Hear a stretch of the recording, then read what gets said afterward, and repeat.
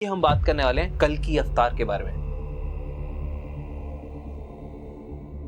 कलयुग के बारे में। हम बात करने वाले हैं भीष्म पितामह के बारे में। कितने हद तक कल की मूवी सही दिखाई गई है? बहुत हद तक सही दिखाई गई है। उसमें जो कलयुग का रूप दिखाया गया है, कलयुग इससे भी ज्यादा बुरा होगा। कलयुग में अधर्म होगा, चालाकी होगी, दूसरों के प्रति नीतियां बनेगी, दूसरों को हराने का हर प्रयास किया जाएगा। मतलब एक चरम होता है किसी भी चीज के, वो सब होंगे कलयुग में। अगर कोई चाहता है कि नहीं, मैं अपना परलोक सुधारना चाहता हूँ, मैं इस लोक में मुझे जो भी मिला, अब मैं जहाँ जाऊँगा वहाँ सुख से रह सकूँ, तो ऐसा बोला जाता है कि उसको अपने घर श्रीमद् भागवत की कथा करवानी चाहिए, जो 7 दिन की होती है। फर्टाइल वुमन मिलेगी ही नहीं जो स्त्री गर्भ धारण कर सके। इनकी मात्रा बहुत कम हो जाएगी। गंगा, जमुना, सरस्वती तीनों की तीनों नदियाँ वापस स्वर्गलोक को चली जाएगी, पृथ्वी लोक छोड़ देंगी। इतना अधर्म बढ़ जाएगा, इतना पाप बढ़ जाएगा कि वो इस लोक पे वास ही नहीं करेंगे। और भगवान का होंगे तब सारे। कलयुग समाप्त करने जो आएंगे ना, कल की अवतार जो होगा, श्री कृष्ण हो गए, श्री राम हो गए, परशुराम हो गए, इन सबसे शक्तिशाली होगा। लिखा गया पुराणों में, 8 चिरंजीवी स्वयं कल की अवतार के इंतजार में। कुछ इनमें से अपनी इच्छा से जी रहे हैं आज तक, और कुछ को श्राप लगा हुआ है।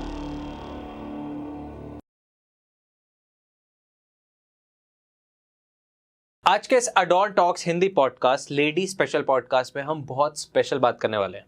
हमने अक्सर इस पॉडकास्ट में बात करी है शिव जी के बारे में, हमने अक्सर इस पॉडकास्ट में बात करी है कृष्ण जी के बारे में, माता रानी के बारे में और सब भगवानों के बारे में। हमने बहुत सारे उपायों की बात करी है, हमने बहुत सारी रेमेडीज की बात करी है, आपके फ्यूचर को अच्छा करने के लिए बात करी है।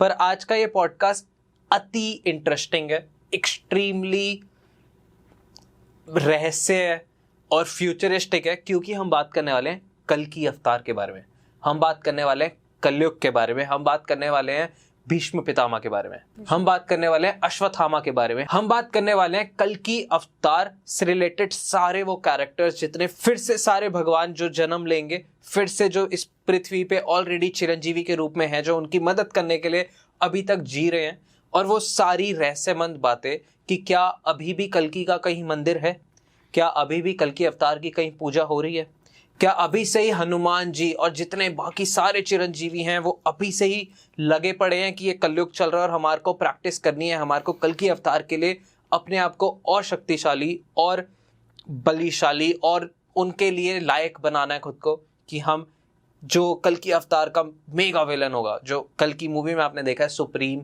जो प्रोजेक्ट के चल रहा है, वो सारी बातें इस पॉडकास्ट में होंगी। सो इस स्पेशल पॉडकास्ट में हम विष्णु जी के 10वें अवतार कल्कि के बारे में जानेंगे। आज इस लेडी स्पेशल पॉडकास्ट में बहुत स्पेशल लेडीज है हमारे साथ है वैदर्भी मैम। तो आप प्लीज थोड़ा सा इंट्रोडक्शन देके स्टार्ट करते हैं ये पॉडकास्ट, सबसे interesting podcast adult talks Hindi podcast का। नमस्कार आप सबको, आपको भी नमस्कार। जैसा कि अभी आपने बताया, मेरा नाम वैदर्भी है और मैं एस्ट्रोलॉजी के साथ साथ वास्तु भी करती हूँ और न्यूमरोलॉजी भी करती हूँ, और उसके साथ साथ हम अपने वेद पुराणों पर थोड़ी बहुत रिसर्च भी करती हूँ। उसी के रिगार्डिंग आज हम बात करने वाले हैं, जो विष्णु भगवान का 10वां अवतार होगा वो कब होगा, कैसा होगा, वो सब बात करेंगे जी। सबसे पहला सवाल यही है कि क्या हम कलयुग में जी रहे हैं? हाँ जी। बहुत सारे लोग सोचेंगे रणवीर अलाहाबादिया की कॉपी कर रहे हैं, बट एक्चुअल में ये इंटरेस्टिंग सवाल होते हैं कि क्या हम कलयुग में हैं, और अगर हैं तो कितना टाइम हो चुका है कलयुग को? हाँ जी, हम कलयुग के अंदर हैं और कलयुग को बीते हुए 5,500 साल से ज्यादा हो गया है जी। ठीक है, और टोटल कलयुग की जो उम्र है वो 4,32,000 साल है। तो आप ये कह सकते हो अभी तो जस्ट शुरुआत है। अभी हम कलयुग के शुरुआती दौर में हैं, जहाँ पे आपको भक्ति भी देखने को मिलती है, प्रेम भी देखने को मिलता है, लोगों के बीच में इतना ईर्ष्या है बट इतने अति लेवल पे नहीं है, ठीक है, और प्रेम प्यार भी है फैमिली के बीच में। बट जब कलयुग अपने चरम पर होगा तब ऐसा सब नहीं होगा। अब जब हम कल्कि के अवतार के बारे में बात ही करने वाले हैं, तो मैं तो चाहूँगी कि पहले आप सबको ये पता होना चाहिए कलयुग की शुरुआत कैसे हुई, कलयुग की शुरुआत कहाँ से हुई है, कलयुग आया कैसे। कलयुग की जो उम्र डिसाइडेड हुई है हमारे पुराणों में जो लिखी गई है, 4,32,000 साल जो हैं, जिसके जो 4 चरणों में बांटा गया, प्रत्येक चरण को 1,08,000 साल दिए गए हैं, ठीक है। तो अभी तो पहले चरण के अंदर ही हैं और पहले चरण के अंदर ही इतना कुछ चल रहा है, और कलयुग कहाँ से शुरू हुआ वो सबसे ज़्यादा ज़रूरी है कि आपको वो पता हो कि कलयुग शुरू ही कहाँ से हुआ। बताइए, कलयुग की स्टोरी बताइए। कलयुग की स्टोरी, जैसे आप सबको पता होगा, आपको भी पता होगा, महाभारत काल में जब महाभारत का युद्ध हो रहा था, ठीक है, उस टाइम पे मतलब इतने बड़े बड़े हमारे जितने भी वीर थे सब आपस में, मतलब एक तरफ कौरव थे, एक तरफ पांडव थे, और आपको सबको पता ही है कि वो सारा युद्ध रचने और करवाने वाले श्री कृष्ण थे जी। कि उन्होंने कैसे, अब नहीं जान सकते ना कि कोई इंसान ना नरसंहार करा कर भी, मतलब इतने लोगों को मरवा कर भी, एक टाइप से तो मृत्यु हुई थी ना कि इतने लोगों की जान गई थी, उसके बाद भी समाज का कल्याण किस तरह हो सकता है, उसका एक रूप श्री कृष्ण ने हमारे सामने प्रेजेंट किया था। तो उस टाइम पे जब महाभारत का युद्ध हुआ, उसके बाद जब पांडव जीत गए, उनका अपना साम्राज्य शुरू हुआ, श्री कृष्ण भी एक टाइम के बाद, ऐसा कहा जाता है कि पांडवों के जीतने के 35 साल के बाद, ठीक है, 35 साल के बाद श्री कृष्ण भी मृत्यु लोक को त्याग कर अपने लोक को चले गए थे। ओके। और ऐसा ही है कि श्री कृष्ण के जाने के बाद स्वयं ब्रह्मा जो सब कुछ लिखते हैं हमारे बारे में, हमारी किस्मत के बारे में, संसार के बारे में, जीव जंतुओं के बारे में, कौन होगा, कैसे होगा, किसका जीवन कैसा होगा, उनने स्वयं ने पृथ्वी लोक से अपनी पीठ, मतलब मुंह मोड़ लिया था। अच्छा। पृथ्वी की तरफ अपनी पीठ कर दी थी। ओके। और जब ब्रह्मा जी ने पृथ्वी की तरफ अपनी पीठ की ना, तो वहां से उनकी पीठ से ही अधर्म का, धर्म और अधर्म दोनों ही ब्रह्मा जी से जनित हैं। उनके आगे वाले भाग से धर्म का जन्म हुआ है और उनके बैक से अधर्म का जन्म हुआ है। ओके। जिसमें अधर्म और मिथ्या ने आपस में शादी की, जिसके बाद उनके बच्चे हुए, उनके बच्चों के भी बच्चों के, आगे जाके कलयुग उन्हीं की थ्रू आया है। ओके, ठीक है, तो उनकी पैदाइश, हाँ, उनकी पैदाइश आप ये कह सकते हो कि ब्रह्मा जी से अधर्म पैदा हुआ और अधर्म के थ्रू ही आगे जो उनकी वंशज आगे बढ़े, जिसमें से एक कलयुग है। ओके। तो ऐसा होता है कि जब ब्रह्मा जी ने अपनी पीठ पृथ्वी लोक की तरफ कर ली, कृष्ण भगवान भी चले गए, पांडव भी अपना सारा का सारा साम्राज्य देकर, अभिमन्यु के पुत्र, अर्जुन के पौत्र और अभिमन्यु के पुत्र जो कि राजा परीक्षित थे जी। राजा परीक्षित के बारे में हमारे पुराणों में बहुत सी कहानियां लिखी हैं कि बहुत ही अच्छे शासक थे वो। उनके टाइम पर एक ऐसा था कि अधर्म था ही नहीं, दूर दूर तक अधर्म का नाम भी नहीं था। ओके। सब लोग बहुत सुख समृद्धि से रह रहे थे। एक होता है कि राम राज्य जैसा बोला जाता है ना, कि किस तरह का राज्य चाहिए आपको, जहाँ पे सब लोग खुश रहें, संपन्न रहें, एक दूसरे का आदर करें, महिलाओं की इज्जत हो, तो वो उस टाइप का साम्राज्य चला रहे थे वो जी। ठीक है। तो पांडवों के जाने के बाद परीक्षित बहुत अच्छे से अपना साम्राज्य चला रहे थे और परीक्षित की भी एक उम्र हो गई थी। तो एक दिन क्या हुआ, ऐसे ही जंगल में वो शिकार पर जाते हैं और शिकार पे जाते हो उनके सामने एक मनुष्य आता है, मनुष्य रूप में आता है। कलयुग होता है जिसका पूरा बदन काला है, सर पर मुकुट है, और वो आकर कहता है कि राजा परीक्षित, अब ये मेरा साम्राज्य है, यहाँ पर मैं राज करने वाला हूँ। तो राजा परीक्षित बोलते हैं कि कैसे? कहता है मैं कलयुग हूँ और अब तुम्हारे युग मतलब द्वापर के जाने का वक्त आ गया है, अब कलयुग का ही शासन चलेगा। ओके। तो राजा परीक्षित तो उनको बहुत कड़क आवाज में बोलते हैं कि ऐसा कैसे, तुम नहीं जानते मैं कौन हूँ? मैं अर्जुन का पौत्र हूँ। अर्जुन वो धनुर्धारी जिसने पूरा का पूरा महाभारत युद्ध एक साइड होकर लड़ा, जिसने स्वयं जिसके साथी स्वयं श्री कृष्ण भगवान थे। भगवान को जानते हो, भगवान हमारी तरफ थे, मैं उनका वंशज हूँ, तुम कैसे ही आ सकते हो? तो कहता है कि नहीं, अब मेरा वक्त आ गया। तो वो उनसे बहुत अप्रोच करता है बट वो नहीं मानते हैं, उनके आपस में बहस होती है। फिर आखिरी में कलयुग एक चालाकी करता है, क्योंकि कलयुग में होगा ही यही सब होगा, अधर्म होगा, चालाकी होगी, दूसरों के प्रति नीतियां बनेगी, दूसरों को हराने का हर प्रयास किया जाएगा। मतलब एक चरम होता है किसी भी चीज के नेगेटिव पॉइंट, वो सब होंगे कलयुग में। तो उसने ऐसी ही एक युक्ति अपनाई, उसने कहा कि अच्छा मैं मानता हूँ अभी आपका साम्राज्य है, मेरा साम्राज्य आने में टाइम है, ठीक है, आप अपना ही साम्राज्य चलाइए बट अपने साम्राज्य में मुझे कुछ जगह दे दीजिए जहां मैं रह सकूं। क्योंकि आप इतने दानवीर हैं, आप इतने अच्छे राजा हैं, आप अपनी प्रजा का ख्याल रखते हैं, आप धर्म अधर्म का ख्याल रखते हैं, आप मंदिर बनवाते हैं, मतलब आप हर तरह का समाज के कल्याण का काम कर रहे हैं। तो समाज में नेगेटिव लोग भी तो होंगे, उनके लिए भी तो आप कुछ ना कुछ करते ही होंगे। अब वही समझ के मुझे कुछ दीजिए, मुझे ऐसा स्पेस दीजिए, जगह दीजिए जहां मैं वास कर सकूं। जी। तो राजा परीक्षित, आपको पता है जैसे मैंने बताया, राजा परीक्षित बहुत ही अच्छे राजा थे। तो उन्होंने अपने राज्य धर्म को समझते हुए उन्होंने कहा चलो ठीक है, तुम अगर जगह मांग रहे हो, मैं तुम्हें वास देता हूँ, मतलब मैं तुम्हें ऐसी जगह बताता हूँ जहाँ तुम रह सकोगे, रहने की जगह देता हूँ। रहने की जगह देता हूँ। तो कलयुग कहता है जी बताइए। तो राजा कहते हैं कि जहां पर भी, जिस भी जगह पर मदिरा पान होगा वहां तुम्हारा वास होगा। संसार में जहां भी जुआ खेला जाएगा जी, जहां पर भी 2 नंबर का पैसा कमाया जाएगा, जुए के थ्रू कोई भी काम किया जाएगा, वहां तुम्हारा वास होगा। जहां पर भी लड़ाई झगड़े होते होंगे, ठीक है, और जहाँ पे हिंसा होती होगी बहुत ज्यादा, वहां पर तुम्हारा वास होगा। और चौथा कहा कि जहां पर भी पर स्त्री गमन होगा, मतलब इंसान जिसके साथ आपकी शादी हुई है, जो आपकी स्त्री है, उसे छोड़कर किसी और को अपनाएगा, किसी और से संबंध बनाकर रहेगा, उस जगह पर तुम्हारा वास होगा। मतलब उन्होंने सारी नेगेटिव जगहें, ठीक है, कलयुग को दे दी कि मेरे राज्य में जहाँ पे अगर तुम्हें ऐसा मिल जाए ना, क्योंकि उन्हें पता था मेरा राज्य इतना पवित्र है जहाँ पे ऐसी चीजें है ही नहीं, तो उन्होंने उन जगहों का नाम दे दिया। तो फिर वो कहते हैं कि प्रभु ये सब तो आपने बता दिया कि इन सब जगह पे लड़ाई झगड़ा है, परिस्थिति, मतलब सब चीजें नेगेटिव, मुझे कोई ऐसी चीज दो जहां मैं रह सकूं, ठीक है, इन सब जगह मेरा वास होगा, ये सब चीजें मेरे कारण होंगी, बट मैं रहूंगा कहाँ जी।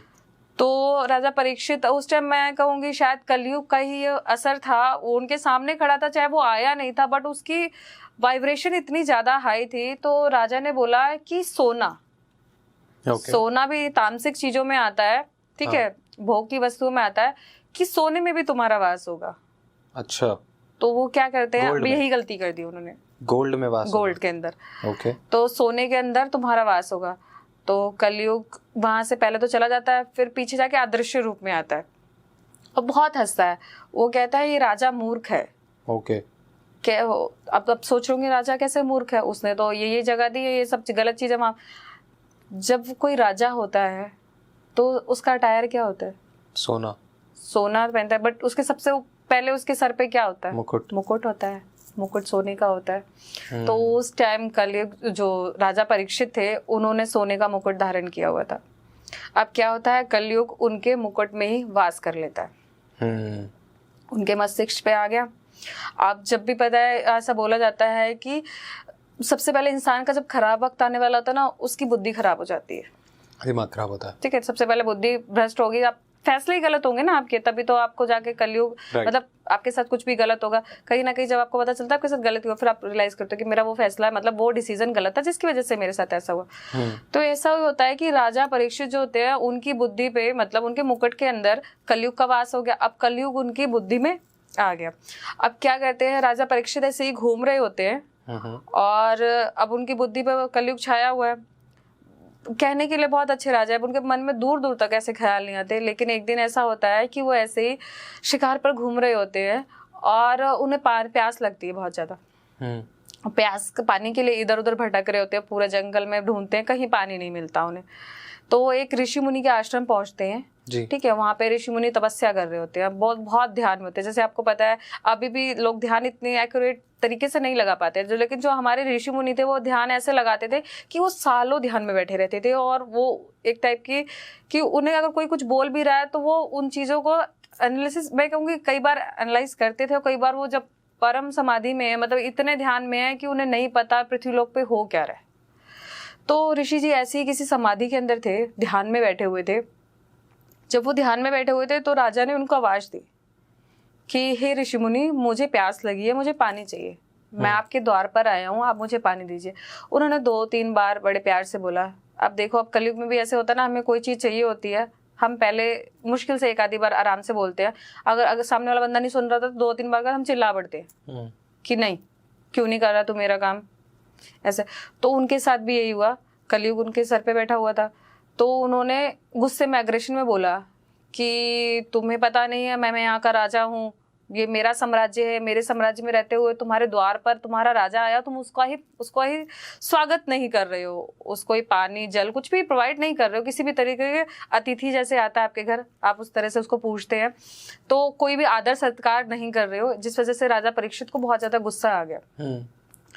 अब ऐसा हुआ कि अब ऐसे मानो कि अब वो राजा थे, उस टाइम द्वापर चल रहा था और कलयुग का वास हो गया उनके अंदर। अब उनके डिसीजन उस टाइम पे ये गलत हुआ कि उन्होंने पहले सोचा कि मैं इस ऋषि को ही मार देता हूँ। अच्छा, उन्होंने तीर निकाला धनुष तीर निकाला। फिर कहीं ना कहीं उनको ये लगा कि नहीं, ऋषि मुनि की हत्या लग जाएगी मुझे। तो उन्हें अचानक से एक सामने पड़ा हुआ सांप दिखा। ठीक है, अब वो सांप क्या था? मरा हुआ सांप था वो। सांप मर चुका था। तो उन्होंने एक शरारत, उनके दिमाग में एक तरह की शरारत सूझी कि ऋषि मेरी नहीं सुन रहा, ना ही मुनि मेरी नहीं सुन रहा, मैं इसकी तपस्या भंग कर देता हूँ, मैं इनका ध्यान ही भंग कर देता हूँ। तो क्या करते हैं, वो सांप लेते हैं, अपने तीर कमान से सांप उठाते हैं, और वो जो ऋषि थे वो ऋषि श्रमिक थे, उनका नाम ऋषि श्रमिक था। वो जो ध्यान में थे उनके गले में डाल देते हैं वो। अब वो ध्यान में होते, वो नहीं उठते हैं, बट वहीं पर जो उनके सराउंडिंग में जो लोग देख रहे होते हैं उनके आश्रम में, तो उनके जो जितने भी शिष्य होते हैं वो जाकर ऋषि श्रमिक का ही बेटा था श्रृंगी, वो जाकर श्रृंगी क्या है, पास में ही एक नहर नदी थी, वो वहां पर स्नान कर रहा था। तो जाके श्रृंगी को बोलते हैं कि तुम्हारे पिता का एक राजा ने ऐसे ऐसे अपमान किया है, वो तपस्या में थे, ठीक है, और तपस्या में लीन व्यक्ति को क्या पता सामने वाला आपसे पानी मांग रहा है, आदर सत्कार मांग रहा है। वो ध्यान में थे, उन्होंने नहीं सुना, बट उस राजा ने गुस्से में आकर उनके गले में एक मरा हुआ सांप डाला है। तो जो ऋषि मुनि के जो बेटा होता है, जो ऋषि श्रमिक ऋषि थे, और उनका बेटा जो था श्रृंगी जो होता है वो भी बालक था, इतना मैच्योर नहीं था, वो भी सब सीख रहा था। तो क्या करता है कि वो उसी नदी का जल उठाता है और राजा परीक्षित को श्राप दे देता है। अब हमारे साधु संत इतने सिद्ध होते थे कि उस टाइम उनकी दुआ और बद्दुआ, मतलब उनके श्राप बहुत जल्दी असर करते थे, लग जाते थे। अभी भी होता है ना कि हम किसी को अगर नजर लगा देते हैं या किसी को बुरी बात बोल देते हैं, बहुत से लोगों के साथ होता है कि उनको लग जाती है वो चीजें। हर किसी को नहीं लगती है, हर किसी की बोली हुई बात भी नहीं लगती है, बट ज्यादातर ऐसा होता है कि अगर किसी का आपका कोई अच्छा खासा चलता हुआ काम खराब हो जाता है तो आप कहते हो ना, नजर लगी या किसी ने मेरे खिलाफ कुछ गलत बोल दिया जिसकी वजह से मेरा ये काम नहीं हुआ। तो सेम ऐसे उनके साथ हुआ। ऋषि के जो बेटे थे उन्होंने उन्हें श्राप दे दिया। उन्हें श्राप दिया कि जिस भी राजन ने मेरे पिता के साथ ऐसा किया है, मात्र 7 दिनों के अंदर, मतलब मात्र 7 दिनों से, आज से 7वें दिन उन्हें तक्षक नाग जो था उसके डसने से उनकी मृत्यु हो जाएगी। उस राजा की। क्यों? उसके पास जीवन के 7 दिन बचे हैं, इन 7 दिनों के अंदर वो मर जाएगा। तो ऐसे वो भी गुस्से में होते हैं, श्राप दे देते हैं। तो राजा वहां से चला जाता है। अब राजा को नहीं पता उसने श्राप दिया, क्योंकि वो दूसरी जगह था और ऋषि मुनि के आश्रम में वो थे। तो राजा अपने घर चला जाता है, और राजा अपने घर जाके जैसे ही अपना मुकुट उतारता है ना, राजा परीक्षित जैसे ही अपना मुकुट उतारते हैं, उन्हें अचानक से एनालाइज होता है, मैंने क्या कर दिया, मैंने एक ऋषि मुनि का अपमान कर दिया। कि मेरी वजह से, मैं इतना अच्छा शासक था कि मेरी वजह से अब एक ऋषि का अपमान हुआ है, मुझे इसका बहुत कठोर दंड मिलना चाहिए। वो जाके अपनी वाइफ को बताते हैं, उनकी जो पत्नी होती है उनको बता रहे होते हैं।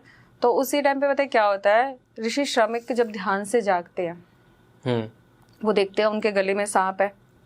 बहुत शांत तरीके से वो उसको उतारते हैं और साइड में रख देते हैं, ठीक है। और फिर वो आंखें बंद करते हैं, ये देखते हैं कि मेरे साथ ये किसने किया, ठीक है। उनके अंदर पावर थी इतनी।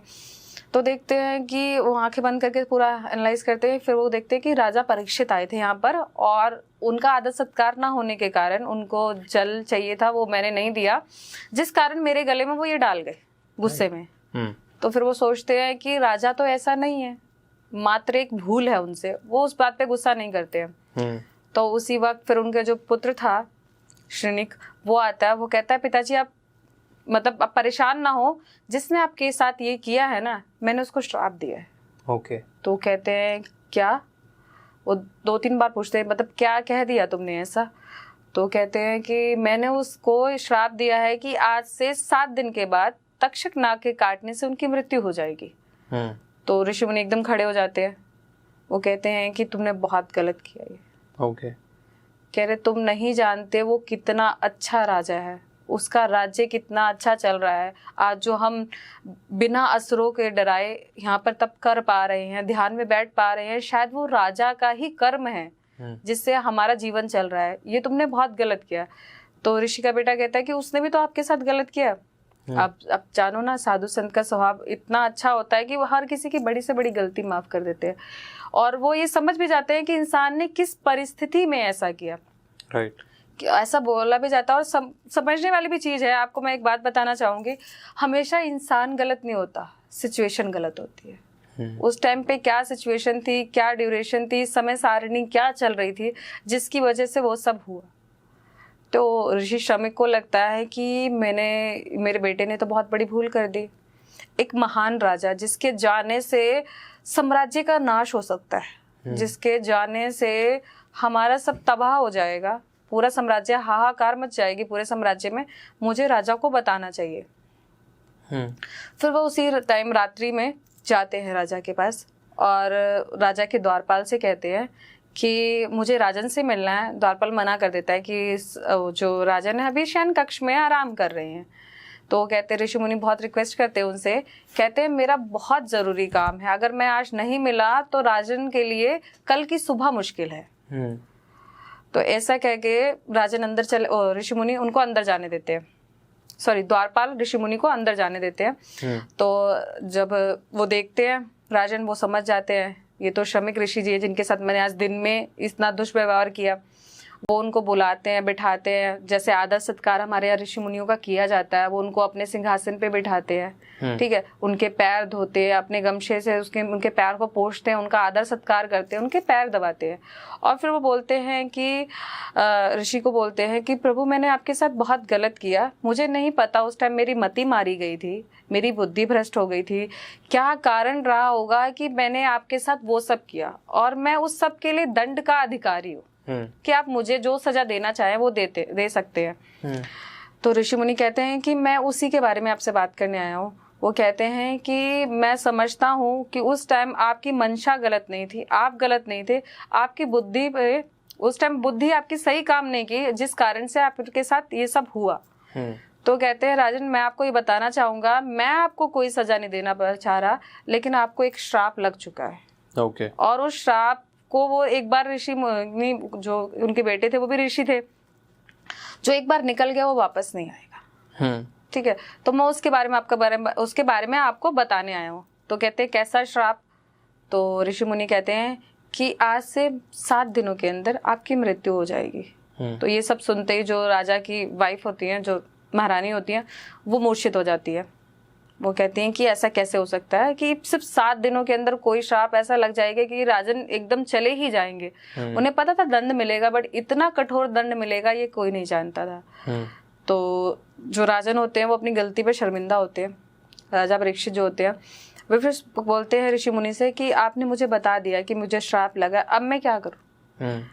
तब उस टाइम पे जो ऋषि श्रमिक थे वो उनको कहते हैं कि आप अपने जो आपके गुरु हों, आपके राजगुरु हो या आप जिनकी भी बात मानते हो, जो आपको सलाह देता हो, आप उनके पास जाइए और उनसे पूछिए कि आपके जीवन के मात्र 7 दिन बचे हैं। हाँ। इन 7 दिनों में आप ऐसा क्या करें जिससे आपको दूसरे लोक में इसी तरह के सुख समृद्धि मतलब शांति मोक्ष प्राप्त हो।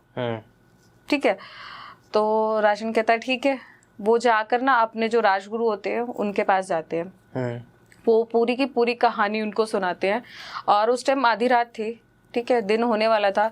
तो ऋषि जो उनके राजगुरु होते हैं वो भी परेशान हो जाते हैं कि ऐसा क्या हो गया, तुम इस टाइम आए हो। तो पूरी की पूरी कहानी सुनाते हैं और कहते हैं कि मेरे पास जीवन के सिर्फ 7 दिन रह गए हैं, मैं इस 7 दिनों में अपना परलोक सुधारना चाहता हूँ। मतलब जिस लोक में मैं जाऊँगा वहाँ सब सही से रहे, मैं उस चीज़ को सुधारना चाहता हूँ। तो वो उस परलोक मुझे किस तरह मिलेगा? तो जो उनके राजगुरु होते हैं वो कहते हैं कि अगर तुम्हें वो चाहिए तो उसका एक ही साधन है, एक ही सहारा है, वो है भक्ति। ओके। आप भक्ति करो। तो कहते हैं कि भक्ति, मैं किस तरह की भक्ति करूं?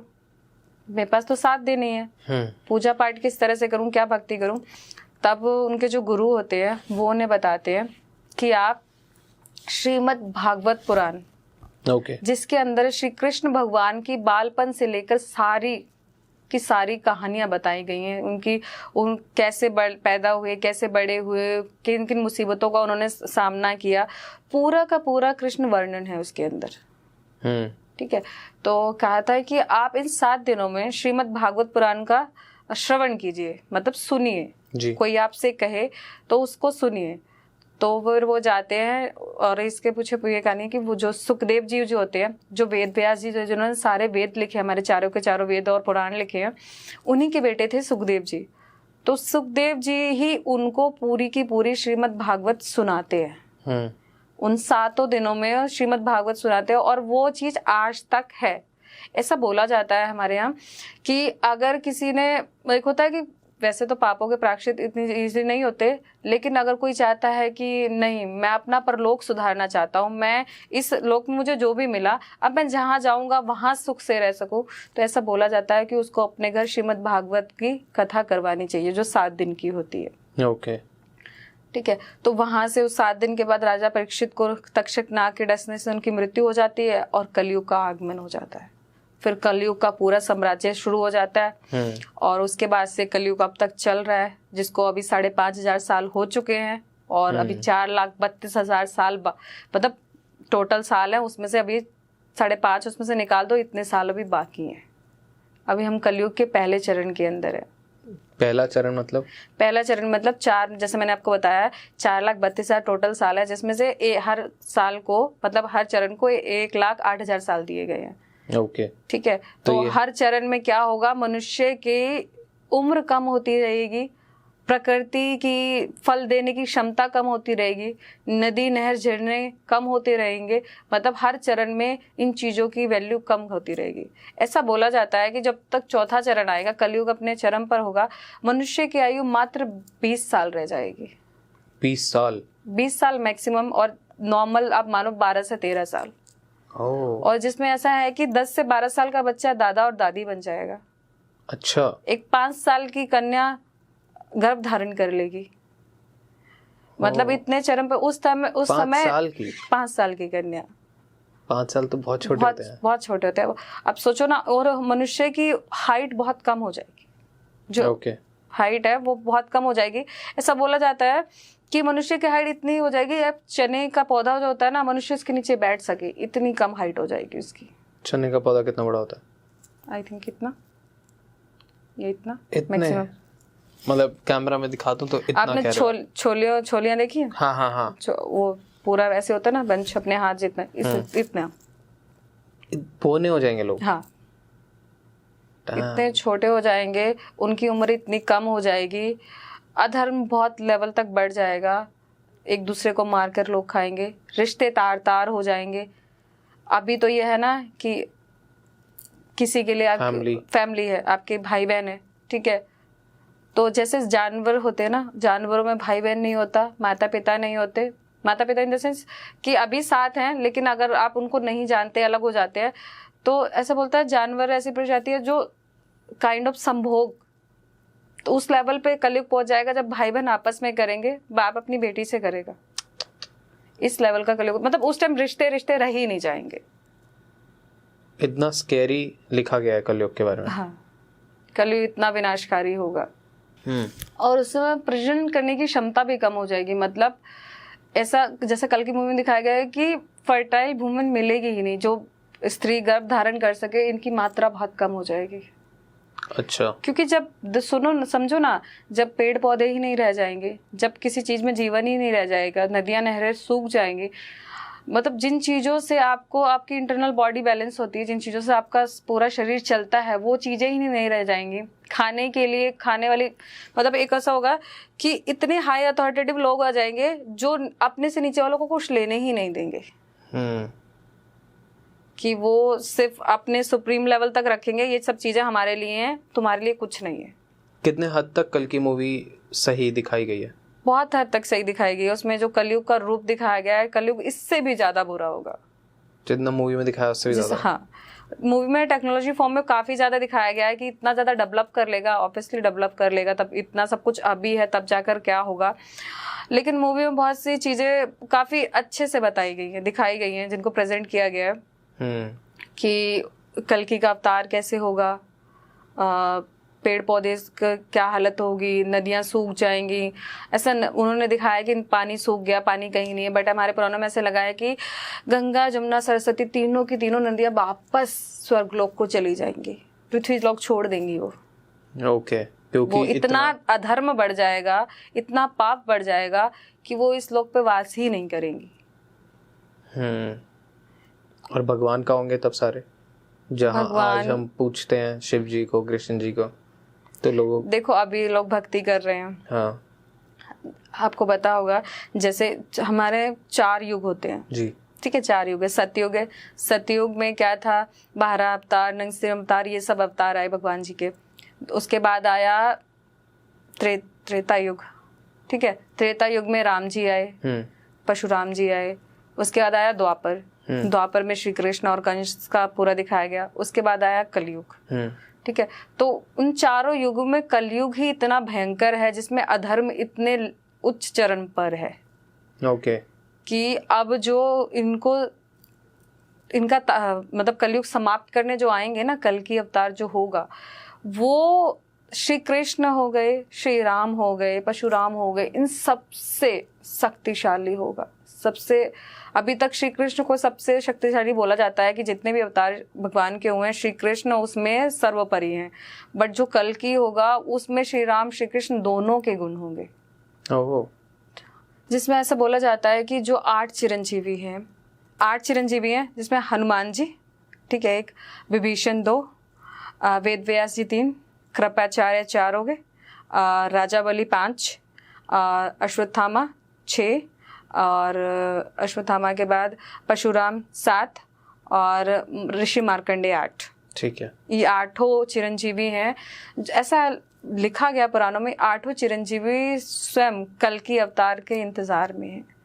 कुछ इनमें से अपनी इच्छा से जी रहे हैं आज तक, और कुछ को श्राप लगा हुआ है, जैसे अश्वत्थामा है। ओके, उनकी क्या स्टोरी है? मैं बताती हूँ। अश्वत्थामा एक श्राप के कारण अभी तक भटक रहे हैं, और वो जब तक भगवान कली के रूप में नहीं आ जाते हैं, वो इसी कलयुग में दर दर भटके। मतलब दर दर इन द सेंस कि लोगों ने देखा नहीं है, बट वो हैं। बहुत से ऐसे प्रमाण मिलते हैं, कोई कहता है कि मैंने देखा है उसको, कैसा दिखता है वो। ऐसी स्टोरी आपने भी सुनी होगी। बट हाँ, ये सच है, किसी ने देखा हो या ना देखा हो, बट अश्वत्थामा कलयुग में है। और उनकी कहानी पूरा, मतलब एक पूरी की पूरी कहानी है, वो पूरी महाभारत से रिलेटेड है कि महाभारत में कैसे अश्वत्थामा को क्या हुआ कि वो इस ड्यूरेशन में अभी तक घूम रहे हैं। उससे बुरे भी लोग थे, दुर्योधन हो गया, दुशासन हो गया, कि वो सब भी उसी लेवल के अधिकारी थे, दंड के अधिकारी थे, लेकिन उन सबको मृत्यु प्राप्त हो गई। बट अश्वत्थामा क्यों भटक रहा है? क्यों अश्वत्थामा क्यों भटक रहा है? तो मैं आपको बताना चाहूंगी। पता है क्या हुआ था? जब महाभारत का युद्ध चल रहा था, तो महाभारत के युद्ध से भी पहले मैं शुरू करती हूँ। अश्वत्थामा के अंदर ना, अश्वत्थामा के जो पिताजी थे द्रोणाचार्य और उनकी जो धर्मपत्नी रही होंगी, उन्होंने पुत्र प्राप्ति के लिए शिव जी की आराधना की थी जी। उनको जो पुत्र हुआ है, उन्होंने बहुत तपस्या की थी शिव जी से, और शिव जी उनसे प्रसन्न हुए। तब शिव जी ने उनसे पूछा कि आपको क्या चाहिए? तो उन्होंने बोला कि प्रभु, मुझे साक्षात आपके जैसा, जिसमें आपके जैसे गुण हो, ऐसा बालक चाहिए, इस तरह का पुत्र चाहिए मुझे। तो शिव जी तो ठहरे भोले भंडारी, वो कहते ठीक है, आशीर्वाद दिया उन्होंने और वो चले गए। तो ऐसा बोला जाता है कि जब अश्वत्थामा पैदा हुआ, तो वो जब पैदा हुआ था तो उसके माथे पे मणि थी। ओके। आपने उनके कैरेक्टर में भी देखा होगा, और जिन लोगों ने कल की मूवी देखी है उन्होंने तो जरूर ही देखा होगा, अगर किसी ने महाभारत नहीं देखी है तो उनके माथे पर एक मणि लगी हुई थी जब वो पैदा हुए थे। जब से पैदा हुए तब से ही वो उस चीज को लेकर आए थे, वो उसमें शक्तियां थी उनकी, ठीक है। तो जब वो पैदा हुए थे तो एक हिनहाट की आवाज निकाली थी उन्होंने, जिस अश्व का मतलब घोड़ा होता है, और हिनहाट की आवाज घोड़े की होती है, जिस कारण द्रोणाचार्य ने उनका नाम अश्वत्थामा रख दिया था। ओके। अश्वत्थामा बचपन में बहुत गरीबी देखी उन्होंने, क्योंकि उनके पिताजी थे ऋषि मुनि थे।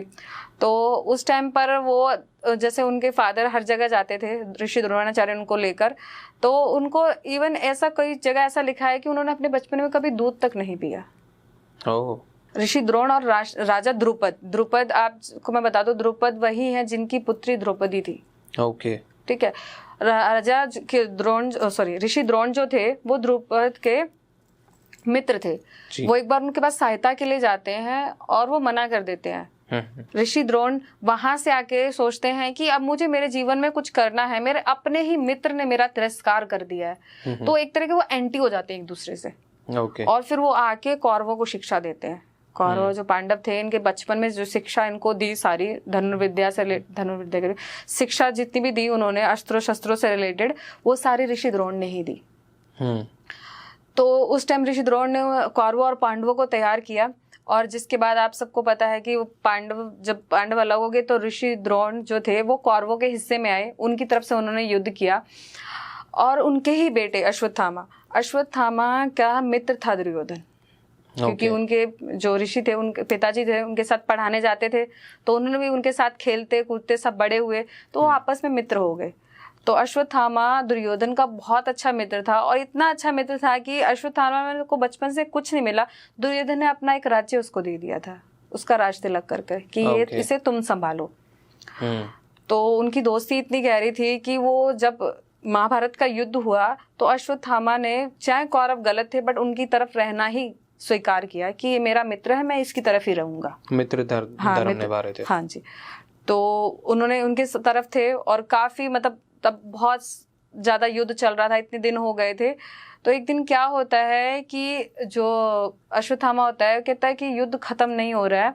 वो एक दिन नीति बनाता है कि काम करता हूँ कि मैं पांचों के पांचों पांडव को रात में ही खत्म कर देता हूँ। कि अगर पांचों पांडव रात में ही मर जाएंगे, सुबह युद्ध उनकी सेना क्या ही लड़ेगी, हम जीत जाएंगे। जब राजा ही नहीं होगा, प्रजा को चलाने वाला, सेना को चलाने वाला राजा और सेनापति नहीं होगा, तो सेना अपने आप समर्पण कर देगी, आत्मसमर्पण कर देगी। तो ऐसा होता है कि वो रात में जाता है, और श्री कृष्ण भगवान थे उस टाइम, इतना मतलब इतने चालाक थे वो, और उनकी चालाकी देखिए कि उन्हें ये बात पता चल गई कि आज रात को अश्वत्थामा ऐसा कुछ करने वाला है। वो पांचों पांडवों को लेकर कहीं दूर चले जाते हैं। उनके जो उनका जहाँ पे वो सब लोग रुके हुए थे वहां से दूर चले जाते हैं। तो ऐसा होता है कि पांचों पांडव तो चले गए, बट पांचों पांडव के 5 बेटे थे वहां पर जो सो रहे थे। अश्वत्थामा कहते हैं वो एक ही तलवार से मतलब उन 5 को मार देता है। अच्छा, ठीक है। अब मैं आपको एक बात बताना चाहूंगी, उस टाइम पे चाहे दुर्योधन मतलब कौरवों और पांडवों में युद्ध हो रहा था, बट इस तरह से मारना किसी को भी अलाउड नहीं था, ये अधर्म था। युद्ध के नियम के खिलाफ था कि आप युद्ध का बिगुल बजने के बाद, समाप्ति का जो बिगुल बजता था सूर्यास्त के बाद, उसके बजने के बाद आप किसी को नहीं, मतलब आप युद्ध नहीं कर सकते हो। बट अश्वत्थामा ने बिल्कुल अपोजिट किया, जिसका दुर्योधन ने भी विरोध किया था कि मित्र तुमने ये गलत किया है, ऐसा नहीं करना चाहिए था। तो ऐसा होता है कि वो तो पांचों के पांचों पांडवों के बच्चों को मार देता है। तो पांचों पांडव जब वापस आते हैं तो अर्जुन बहुत क्रोध में होते हैं, वो कहते हैं मैं तुझे नहीं छोड़ूंगा। वो उसी टाइम पे ब्रह्मास्त्र का प्रयोग करते हैं कि ब्रह्मास्त्र एक ऐसा अस्त्र है जो एक बार छूट जाए तो फिर उसको रोकना मुश्किल, वापस नहीं ले जाता। उसकी भी विद्या होती है, बहुतों को आता है, बहुतों को नहीं आता है। तो ऐसा होता है कि अर्जुन उसके खिलाफ ब्रह्मास्त्र छोड़ देते हैं। और अश्वत्थामा के पास भी, वो ऑब्वियसली गुरु द्रोण का बेटा है तो अस्त्र शस्त्र की ज्ञाता वो भी रहा होगा, उसे भी सब पता था, तो वो भी इन रिटर्न में ब्रह्मास्त्र छोड़ता है। और श्री कृष्ण भगवान और जो ऋषि होते हैं वो लोग समझ जाते हैं, वो लोग बीच में आते हैं, वो कहते हैं कि ये गलत कर रहे हो। अगर उनको पता होता है कि दोनों ही ब्रह्मास्त्र आपस में टकरा गए ना, युद्ध क्या, सारा का सारा संसार खत्म हो जाएगा, कि कुछ बचेगा ही नहीं। हम जहाँ पांडवों को बचाने की कोशिश कर रहे हैं, वो कौरवों को बचाने की कोशिश कर रहे हैं, कोई भी नहीं बचेगा इसके थ्रू। तो ऋषि मुनि और कृष्ण भगवान बोलते हैं, उन लोगों को मना करते हैं, दोनों को, अश्वत्थामा और अर्जुन को, कि ब्रह्मास्त्र वापस लो। अब क्या होता है, अर्जुन तो श्री कृष्ण को ही सब कुछ मानता था, वो उनकी बात मानता है और ब्रह्मास्त्र वापस ले लेता है। बट अश्वत्थामा को ब्रह्मास्त्र वापस लेने की विद्या नहीं आती थी। ओके। उसने एक बार छोड़ दिया, अब उसको नहीं पता उसे क्या करे। तो भगवान ने कहा इसको मोड़ो। तो उसके दिमाग में तब भी ये चल रहा था कि मुझे इनसे बदला लेना है, मेरे मित्र के खिलाफ मुझे उसको युद्ध जिताना है। तो क्या करता है, उस ब्रह्मास्त्र को उत्तरा के गर्भ की तरफ मोड़ देता है। अब आप पूछेंगे उत्तरा कौन थी? उत्तरा अर्जुन के पुत्र अभिमन्यु की धर्मपत्नी थी, जिसके पेट में उस टाइम बच्चा था। वो पूरा ब्रह्मास्त्र का जो मोड़ करता है वो उत्तरा के गर्भ की तरफ मोड़ देता है, और उनके गर्भ को मतलब वो सोचता है कि तुम्हारा वंश, तुम्हारे 5 बेटे मैंने मार दिए हैं, युद्ध में तुम खत्म हो जाओगे, और जो वंश आने वाला मैं उसको भी खत्म कर देता हूँ। ये उसका दूसरा सबसे बड़ा पाप था कि जो अभी इस दुनिया में आया ही नहीं, जिसने सांस ली ही नहीं, जो इस युद्ध का मतलब एक तरह का लड़ने का अधिकारी भी नहीं है, तुमने उसी को मार दिया। तो ब्रह्मास्त्र छोड़ देते हो। तो उस ब्रह्मास्त्र का फिर ऐसा होता है कि श्री कृष्ण थे वहाँ, तो उनके पास हर समस्या का समाधान भी था। तो वो क्या करते हैं, उत्तरा के गर्भ को वो बचाते हैं। ओके ठीक है, ब्रह्मास्त्र उसने छोड़ दिया, बहुत नाश हो जाता है, फिर भी श्री कृष्ण अपनी शक्तियों का प्रयोग करते हुए उत्तरा के गर्भ को बचाते हैं और तब उन्हें वो श्राप देते हैं कि तूने एक अजन्मे बालक पर इस तरह का पाप किया है और तूने मतलब निर्मम लोगों की हत्या की है जो युद्ध के नियमों के विरुद्ध था। मैं तुझे श्राप देता हूँ कि तू अनंत काल तक, मतलब जब तक दुनिया रहेगी तब तक तू भटकता रहेगा और तेरे शरीर पूरा रोगों से भरा रहेगा। जौन जौन से रोग होते तुझे हर तरह का रोग होगा। और उसकी मणि माथे से निकाल देते हैं और कहते हैं कि ये जब तक तेरा जीवन है इस जगह से कभी खून आना बंद नहीं होगा। आपने सबने कल की मूवी में देखा होगा, अश्वत्थामा का जो कैरेक्टर प्ले कर रहे हैं अमिताभ बच्चन जी, उनके माथे पे पट्टी बंधी हुई है और उसमें कॉन्टिन्यूसली ब्लड निकल ही रहा है। वो श्राप है। वो उनका श्राप है कि आप जब तक संसार रहेगा, जब तक युग रहेगा, तब तक उनको भटकना पड़ेगा। फिर वो माफी मांगते हैं कि अब मतलब मेरा प्रायश्चित क्या है, मेरे से गलती हो गई। ठीक है, उन्हें एनालाइज हो गया। फिर उन्होंने बोलता है कि जब इस अगला युग आएगा, उसका जब अंत आएगा, कलयुग के अंत पर जब कल्कि का अवतार होगा ना, तुम्हारी उसके अवतार में एक अहम भूमिका निभाओगे तुम। तो कल्कि अवतार में जो अश्वत्थामा है वो साक्षात श्री कृष्ण का सेनापति होने वाला। ओह, I just want to tell कि अमिताभ बच्चन जी की एक्टिंग वाज इतना अच्छा रोल है। आई हाईली रिकमेंड कि जिसने मूवी नहीं देखी है वो जाके देखें। और ये पॉडकास्ट देख के अगर आप ये मूवी देखोगे तो आपको और सेंस बनाएगी। लाइक आई विश कि ये सारी बातें करके मैंने मूवी देखी होती तो और मजा आता। हाँ। और मैं सोचूं मैं फिर से देखूंगा। But Amitabh Bachchan ji just nailed it. बहुत बहुत बढ़िया रोल। अगर हम कलयुग के बारे में सोचें तो कलयुग कैसा होगा कि जब हम जानते हैं कि यदुवंश अपने आप में ही एक दूसरे को मार के खत्म हो गया, तो क्या कलयुग भी ऐसा होगा कि क्यों फिर अगर मतलब मैं वहां से रिलेट करने की कोशिश कर रहा हूँ कि अगर इंसान का ही नहीं है, सब जुए की लत में, शराब की लत में है और ये सारी चीज़ें हो रही है जहाँ पे धर्म का कोई नाम ही नहीं ले रहा, भगवान को कोई पहचान ही नहीं रहा, उनको पता ही नहीं है कि वो काशी में और वो शिव की नगरी है, क्योंकि वो जानते ही नहीं भगवान को। तो जब ये सारी चीज़ें हो रही है तो वो आपस में लड़ मर के खुद ही खत्म हो जाएंगे, तो फिर कल्कि भगवान के रूप आने की जरूरत ही क्या है? देखो, आपने बहुत अच्छी बात पूछी है। मैं आपको बताना चाहूंगी कि फिर हम महाभारत काल में दोबारा से जाते हैं और वहां पे श्री कृष्ण जब गीता का ज्ञान दे रहे थे अर्जुन को, तब उसमें वो एक श्लोक बोलते हैं। मैं श्लोक का मीनिंग आपको बताती हूँ, जिसमें वो कहते हैं कि जब जब धरती पर अधर्म बढ़ेगा, सत्य का नाश होगा, जब जब लोग एक दूसरे के खिलाफ हो जाएंगे, मतलब इतना अधर्म बढ़ जाएगा कि तब प्रभु को जमीन पर आना ही पड़ेगा। और ऐसा अभी नहीं हो रहा, ऐसा बहुत बार हो चुका है। जब जब अधर्म बढ़ जाता है, मनुष्य को मार खाता है, तब तब भगवान का जन्म होता है और साक्षात श्री कृष्ण अलग अलग अवतार लेकर आते हैं। श्री कृष्ण के मैं श्री कृष्ण उनको बोलती हूँ, वो साक्षात विष्णु हैं जिनके ये सारे अवतार हैं, उनमें से श्री कृष्ण भी एक अवतार हैं।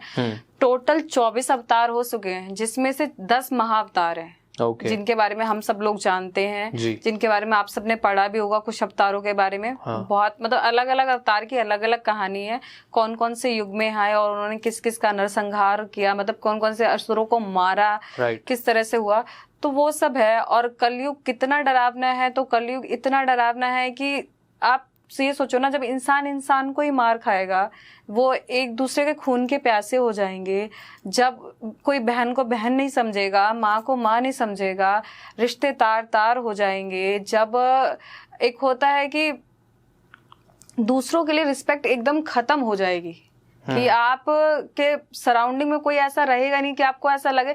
आप ये सोचो कि तब धर्म गुरु ही अधर्मी हो जाएंगे। जो आज धर्म गुरु हैं, उस टाइम के जो धर्म गुरु होंगे, सबसे ज्यादा अधर्म करने वाले भी वही होंगे। आप पूछते हो ना कि पूजा तो अभी हम करते हैं, तब क्यों होगा? पूजा तब भी होगी, लेकिन वो अधर्मी होगी। तब जो वहां के ऋषि, असुरों का एक तरह का असुरों का राज होगा। जैसे असुर लोक होता था ना, असुरों का राज होता था। तो मैं जैसे आपको कह रही हूँ ना कि उस टाइम पे इतनी अति हो जाएगी ना, पाप इतने लेवल पे बढ़ जाएगा कि पाप कि इंसान जब पानी ही खत्म हो जाएगा। आप सोचिए ना कि जब जीवन का जो मेन आधार है, जीवन जीने के लिए आपको एक टाइम के लिए खाना ना मिले, आप रह सकते हो, बट पानी के बिना कोई कैसे रह सकता है? जब पानी नहीं रहेगा, इंसान को प्यास लगेगी, प्यास बुझाएगा कहाँ से? वो खून ही तो पिएगा, वो सामने वाले को मारेगा तो ही, मार कर ही खाएगा। जब उसको खाने को कुछ नहीं मिलेगा तो उसके सामने जो वो होगा वो उसी को मारेगा।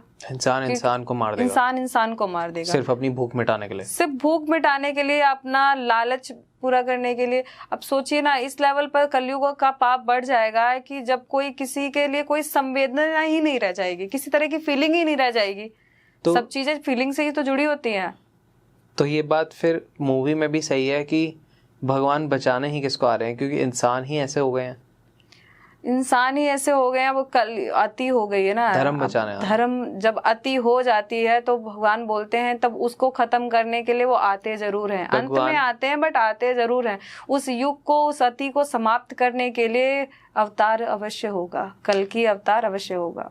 भगवान का काम है धर्म को स्थापित कर देना फिर से। हाँ। और जो कली होगा, जो मेगा विलन होगा, जो सबसे खतरनाक होगा। कली इतना खतरनाक है, मैं क्या बताऊं। आप जानते हैं कली के बारे में भी लिखा कली के बारे में भी लिखा हुआ है। कली का जन्म कैसा हुआ वो भी बताती हूँ। हाँ जी, कली की स्टोरी बताइए। मैं इतना बता, पहले आपको ये बताना चाहूंगी, कली के अंदर इतनी पावर है। कहते हैं दुर्योधन, जो दुर्योधन था, उसकी एक बूंद, उसका एक अंश बराबर, मतलब उसके खून की एक बूंद, सॉरी कली की एक बूंद दुर्योधन था। एक पसीने की बूंद, एक बूंद दुर्योधन था। अब सोचो पूरा का पूरे कली कितना खतरनाक होगा। वो सारे आज तक जितने असुर हुए ना, चाहे वो भस्मासुर रहे हो या फिर कंस, मतलब जितने भी राक्षस हुए, रावण रहा हो, कंस रहा हो, हर युग में अलग अलग दानव रहे हैं। उन सब का मिश्रण एक कंबाइंड जो निकलता है ना, कि इन सबसे ताकतवर होगा जो कली होगा। कली का जन्म भी तो तभी हुआ है ना। कब? सतयुग में। ओ, कली का जन्म कैसे हुआ, इसके लिए हमें संसार के बिगनिंग में जाना पड़ेगा, जहाँ से पूरा का पूरा संसार शुरू हुआ। कली भी पैदा होगा। हाँ, कली पैदा होगा, मतलब वो पाताल में है, वो उस टाइम पे इतनी अति बढ़ जाएगी, अपना साम्राज्य चलाने आएगा, सब उसके भरोसे। स्टोरी बताओ कली की। जैसा कि आपने बहुत बार समुद्र मंथन के बारे में सुना होगा। हाँ हाँ, है ना। तो जब समुद्र मंथन हुआ था, तो समुद्र मंथन का करने का मेन मोटिव क्या था कि जो देवता थे उनको उनकी जो शक्ति थी वो कम हो गई थी। ठीक है, वो असुरों से लड़ नहीं पा रहे थे, असुरों ने उनपे हमला कर दिया था। तो अब क्या हुआ कि उन्होंने एक बीच का रास्ता निकाला कि भगवान त्रिदेवों ने मिलकर कहा कि समुद्र मंथन किया जाए, उससे जो अमृत निकलेगा वो हम देवताओं को पिला देंगे। और उन्होंने ऐसी संधि की कि दानवों को भी ये बोला कि आपको भी दिया जाएगा, कि अगर आप समुद्र मंथन करवाते हैं तो उसका कुछ हिस्सा आपको भी, जो अमृत पान निकलेगा, जिसके पी के आप लोग अमर हो जाएंगे, वो आपको भी दिया जाएगा। इस लालच में जो दानव थे, जो असुर थे, वो भी समुद्र मंथन में शामिल हो गए। अब क्या होता है, समुद्र मंथन के लिए मंदराचल पर्वत को लाया जाता है। उसके बाद वो जो शंकर भगवान के गले में जो वासुकी सांप है, ठीक है, उसी को रस्सी बनाया जाता है। ठीक है, उस पहाड़ के चारों तरफ वासुकी सांप को लपेटा जाता है, और जो वासुकी सांप का जो मुंह का तरफ का हिस्सा था उसको असुरों को दिया जाता है। okay. उस तरफ पकड़ के वो खींच रहे होते हैं, और जो पूंछ का हिस्सा होता है उसको दिया जाता है देवताओं को। ठीक है, वो उसको घुमा रहे होते हैं, बट क्या होता है कि वो नहीं घूम रहा। बहुत कोशिश कर रहे हैं, पर्वत अपना बेस हिला ही नहीं पा रहा था, मतलब जैसे रोटेट होता है ना, मंथन करते हैं, इस तरह से नहीं हो रहा था। तब साक्षात विष्णु भगवान ने मतलब कछुए का रूप लिया। ठीक है, और उन्होंने कछुए का रूप लेकर उस पर्वत को अपनी पीठ पर रखा। ओके, ठीक है। उसके बाद वो समुद्र मंथन हुआ, और जब समुद्र मंथन हुआ उसमें 14 रत्न निकले, अलग अलग तरीके के रत्न निकले। उसमें से 14 रत्न निकले अलग अलग तरीके के, जिसमें से सबसे पहले जो चीज निकली थी वो विष था। हलाहल विष था जो बहुत ही खतरनाक था, जो इतना था कि एक टाइम के लिए वो अगर जमीन पे गिरेगा तो सब नाश हो जाएगा। अच्छा, ठीक है। असुर देवता तो उसको ग्रहण ही नहीं कर सकते थे, वो करना भी नहीं चाहते थे, लेकिन अगर उसको हम छोड़ देते हैं ना, मतलब अगर वो उसका कलश बाहर आ गया, उसको हम ऐसी वातावरण में छोड़ देते तो संसार नष्ट हो जाएगा। इतना विशीला था वो। तो क्या होता है, भगवान विष्णु के कहने पर शिव भगवान उस विष का पान कर लेते हैं। ठीक है, हर हर महादेव। वो हर हर महादेव। तो वो क्या करते हैं, क्योंकि इतनी शक्ति सिर्फ शिव के अंदर ही थी जो उस विष को अपने अंदर होल्ड कर सके। नीलकंठ तभी उन्होंने उस जो विष पिया था, जिसके कारण उनका पूरा गला नीला हो गया था। ऐसा कहा जाता है हमारे पुराणों में कि वो तो पी रहे थे, बट पार्वती जी ने उस विष को उनके कंठ तक ही रोक दिया, आगे पूरे शरीर में नहीं जाने दिया। अपनी शक्तियों से उन्होंने उसको कंठ में ही रोक दिया। तो जिस कारण उनका पूरा का पूरा गला नीला हो गया, और इसी कारण से उनको नीलकंठ मतलब गला, नील मतलब नीला, इसलिए उनको नीलकंठ भी कहते हैं। और मैं आपको बताना चाहूंगी, ये सब जो हुआ था ये सावन के महीने में हुआ था। इसीलिए सावन के महीने में शिव जी की इतनी पूजा होती है, क्योंकि उन्होंने जब वो विष पिया था उनके पूरे शरीर में बहुत जलन हो रही थी, इतनी जलन हो रही थी जिसको शांत करने के लिए जल, दूध, दही जो लगा सब चढ़ाया जाता है उनके ऊपर कि उनको ठंडक मिले, प्रभु शांत हो जाएं। प्रभु को कष्ट है, मानव तो यही सोचता है ना कि हमारे प्रभु को इस ड्यूरेशन में कष्ट हुआ था, उस कष्ट से हम क्या कर सकते हैं, उन पे ये सब चीजें चढ़ा के उनको शांति, मतलब उनको शांत कर सकते हैं। तो तब भी सावन में इतना ज्यादा जल का महत्व है, गंगा जल का महत्व है, दूध का महत्व है, दही का महत्व है और रुद्राभिषेक का महत्व है कि आप शिव जी को कितना, वो वैसे वो कुछ नहीं मांगते हैं आपसे, लेकिन आप अपनी तरफ से कितना कर सकते हो। वो इतने भोले हैं, वो एक लोटा जल से भी जब प्रसन्न हो जाते हैं तो आप सोचिए जब आप उनके लिए और कुछ करेंगे तो क्या होगा। वाओ। तो उसी ड्यूरेशन में जब शिव जी वो जल पी रहे थे, जल कह रही हूँ, जब वो शिव जी वो विष पी रहे थे तो विष की एक बूंद सागर में गिर जाती है। ओके, ठीक है। वो राक्षस पाताल लोक का था, तो उस टाइम वो खत्म हो जाता है। हाँ, ठीक है। अब वो वही है और समुद्र मंथन चल रहा है। समुद्र मंथन चलते चलते उसमें से अलग अलग रत्न निकलते हैं, उसमें कामधेनु गाय निकलती है, उसमें से ऐरावत हाथी निकलता है, उसमें से रंभा सुंदरी निकलती है, उसमें से परिजात का वृक्ष निकलता है, कल्प वृक्ष निकलता है जो स्वर्लोक को दे दिए जाते हैं। और उसके बाद उसमें से साक्षात लक्ष्मी जी आती हैं, और जब लक्ष्मी जी बाहर आती हैं तो देवता और दानव दोनों ही, मतलब असुर और देवता लोग दोनों ही चाहते हैं कि लक्ष्मी हमें मिल जाए। ठीक है। और वो चाहते हैं कि हम लक्ष्मी से शादी कर लें, उनसे विवाह कर लें, उन्हें अपना लें। लेकिन उस टाइम लक्ष्मी खुद श्री विष्णु का वरण करती हैं, उनको अपने पति के रूप में चुनती है। तो वो विष्णु जी के पास चली जाती है। इसी तरह ये सारे 14 के 14 रत्न निकलते हैं, और उसमें से जो एंड में निकलता है वो निकलता है जिसके लिए वो समुद्र मंथन हो रहा था। अंत में अमृत निकलता है, और उसको जब अमृत को लेकर आखिरी में धनवंतरी जो होते हैं, आपको पता है अब बहुत से लोग होंगे इस टाइम पर जो धनतेरस पे धन की पूजा करते हैं। हाँ। ठीक है। और धनतेरस पे धनवंतरी की पूजा होती है। आपको पता है धनतेरस पे धनवंतरी जिनकी पूजा होती है वो स्वास्थ्य के देवता है। किसके? स्वास्थ्य, आपकी हेल्थ के। ओके, स्वास्थ्य के देवता है। ओके, वो हेल्थ के, उनके पास अमृत है ना। हाँ। जितने भी डॉक्टर्स हैं वो धनवंतरी की पूजा करते हैं।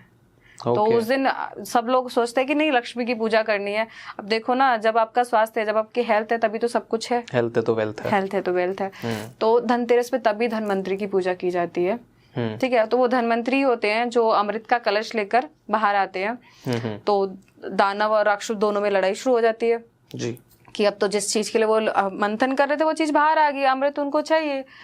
तो अब पता है क्या होता है कि असुर कहते हैं, असुर देवता दोनों आपस में लड़ने लगते हैं। तो श्री हरि विष्णु साक्षात कृष्ण है जो इस दुनिया के मतलब हर कला से संपन्न व्यक्ति है, जो उसको हर प्रॉब्लम का सलूशन पता है, उसे पता है अब क्या करना है।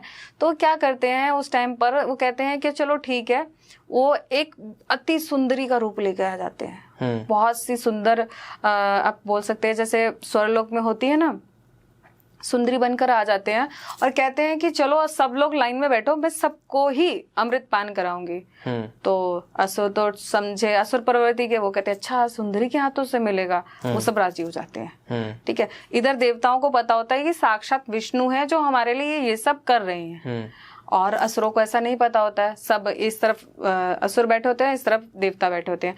तो जब सुंदरी घूम घूम कर, मतलब विष्णु जी जब घूम घूम कर नृत्य करते हुए उन्हें अमृत पिला रहे थे, तो ये काम वो करते हैं कि जब देवताओं की तरफ आते हैं तो कलश बदल देते हैं, उन्हें अमृत पिला रहे थे और सामने वालों को जहर दे रहे थे। ओके। जो वो क्या करते, कलश बदल देते थे जब असुरों की साइड आते थे, तो उनको वो एक देवताओं को अमृत और असुरों को जहर पिला रहे थे।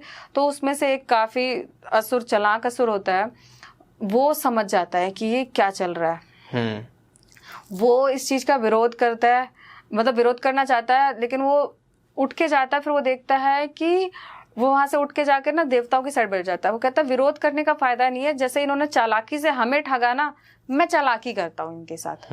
तो वो देवता का रूप धारण करके देवताओं की लाइन में बैठ जाता है। ओके। और उस टाइम पे सूर्य और चंद्रमा दो ही ऐसे देवता थे जो वो उसको ये करते हुए देख लेते हैं। ओके। कि इसने देवता का रूप धारण किया है, ये असुर है। और वो सब कुछ विष्णु जी को, मतलब जो सुंदरी होती है उनको बता देते हैं। और विष्णु जी को उस टाइम पे गुस्सा आ जाता है, वो अपना चक्र निकाल लेते हैं, सुदर्शन चक्र। वो अपना सुदर्शन चक्र निकालते हैं और उस असुर के दो पार्ट कर देते हैं, गले से अलग कर देते हैं। तो मैं आपको बताना चाहूंगी, जब उस असुर को जो विष्णु भगवान ने मारा, उसके बॉडी के दो पार्ट हो गए, क्योंकि उसने अमृत तो पी लिया था। और विष्णु भगवान ने चक्र तो चला दिया, बट उसकी बॉडी कट गई, बट वो मरा नहीं, अमर हो गया। और वो ही जो उनकी बॉडी का ऊपर वाला जो हिस्सा है वो राहु है, और जो बॉडी का नीचे वाला हिस्सा है, मतलब जो उनका पूरा धड़ है, वो पूरा का पूरा केतु है। तो यहाँ से राहु केतु आए, जो आज सबकी लाइफ में बवाल मचाते हैं। हाँ, तो ये तो राहु केतु की स्टोरी रही। अब मैं आपको ये बताना चाहूंगी, उस टाइम जो अमृत निकला था ना, उसी अमृत की एक बूंद उस सागर के अंदर गिर गई थी जब ये सब चल रहा था। ओके। उसी अमृत की एक बूंद जो सागर के अंदर गिरी, पाताल में जो असुर था, जो उस जहर से नष्ट हो गया था, वो दोबारा से जिंदा हो गया। ओके। और वो जिंदा होकर पाताल में, क्योंकि वो उस टाइम भौतिक रूप में नहीं था, मतलब फिजिकल फॉर्म में नहीं था कि वो बाहर आ सके। अब जब पृथ्वी पे इतना अत्याचार बढ़ जाएगा, इतना भय बढ़ जाएगा, इतना पाप बढ़ जाएगा, इतना लोभ बढ़ जाएगा, इतना मोह एकदम खत्म हो जाएगा, लोग एक दूसरे की फीलिंग की चिंता नहीं करेंगे, लोग एक दूसरे के बारे में सोचेंगे नहीं, मार काट खाएंगे, तब वो कली पाताल लोक से ऊपर आएगा, तब वो शासन करेगा। जो एक बूंद गई है वो कली के पास गई, वो कली के पास, वो वहीं से उस कली का जन्म हुआ है। सतयुग में जो समुद्र मंथन हुआ, उस एक बूंद से ही कली का जन्म हुआ है, जो अपने विराट फॉर्म में आएगा। ऐसा बोला जाता है कि जब कलयुग अपने चरम पे होगा, तब किसी तरह का राज्य साम्राज्य नहीं रह जाएगा, सबका अपना अपना शासन होगा। मतलब एक होता है ना कि राजा महाराजा चला रहे हैं, जैसे अभी सरकार चला रही है, तब इस तरह का कुछ रह ही नहीं जाएगा। तो तब वो कलयुग, सुप्रीम मूवी में सुप्रीम बताया जाता है कैरेक्टर को। तो मैंने आपको बताया ना कि कली इतना ताकतवर होगा कि दुर्योधन, मतलब उसकी एक बूंद वो दुर्योधन था। अब जिसमें सारे राक्षस जितने भी आज तक, मतलब हम ऐसे मान सकते हैं कि दुर्योधन और जितने भी रावण, कंस, कुंभकर्ण, मेघनाथ और सारे असुर, ये दैत्य, सब एक साइड, और अकेला कली तो भी कली जीत जाएगा। सबकी शक्ति है कली, इन सबको मिलाकर बना, वो इतना शक्तिशाली है, जो अमृत पान कर चुका है, जो अमर हो चुका है। वो सिर्फ अभी भी है, ऐसे नहीं कि वो नहीं है, वो उस फॉर्म में तब आ जाएगा जब पाप इस लेवल पे बढ़ जाएगा, तो तब सिर्फ उसी का साम्राज्य होगा। हाँ, उसको शक्तियां उन्हीं चीजों से मिल रही है, उन्हीं, जितना पाप बढ़ेगा उतनी उसकी शक्ति बढ़ेगी। ओके, फिर हमारे हीरो आएंगे। हाँ। हमारे भगवान आएंगे। हाँ। भगवान कल्की देव आएंगे, उनके बारे में बताइए, उनके बारे में क्या लिखा है? देखो, कल्की जी के बारे में ना, कल्की का जो अवतार है उसके बारे में स्कंद पुराण के अंदर भी लिखा गया है। उसके अंदर कली पुराण है पूरा का पूरा, कल्की पुराण है, सॉरी, कल्की पुराण है पूरा का पूरा। और क्या कहते हैं, हमारे श्रीमद् भागवत के अंदर भी वर्णन है, जिसमें बताया गया है कि वो कब आएंगे। तो मैं आज चाहूंगी आप सबसे कि वो भगवान विष्णु के 10वें अवतार है। अब भगवान विष्णु के, श्री कृष्ण और राम के बारे में सब जानते हैं, भगवान विष्णु के और भी अवतार रहे थे, जो 10 अवतार हुए हैं, उसमें जो 10th अवतार, आखिरी अवतार बोला जाता है कली को, उनके आने से पहले जितने अवतार रहे, आपको उनके बारे में थोड़ी बहुत नॉलेज हो, ताकि आप डिफाइन कर पाओ कि कल्की किस फॉर्म में आएंगे। बताएंगे हम डॉन टॉक्स पे। हाँ, तो मैं आपको ना पहले वो 10 अवतारों के बारे में थोड़ा सा बताना चाहूंगी जी। जो सबसे पहला अवतार था वो मत्स्य अवतार था। मत्स्य मतलब मछली, ओके। जिसमें भगवान मछली के रूप में आए थे। ओके। ऐसा होता है कि राजा सत्यव्रत होते हैं, इनका राजा का नाम सत्यव्रत होता है, वो एक नदी में स्नान कर रहे होते हैं। असली में स्नान करते हुए जब अपनी उंगली में पानी लेते हैं तो उस पानी के अंदर एक मछली आ जाती है।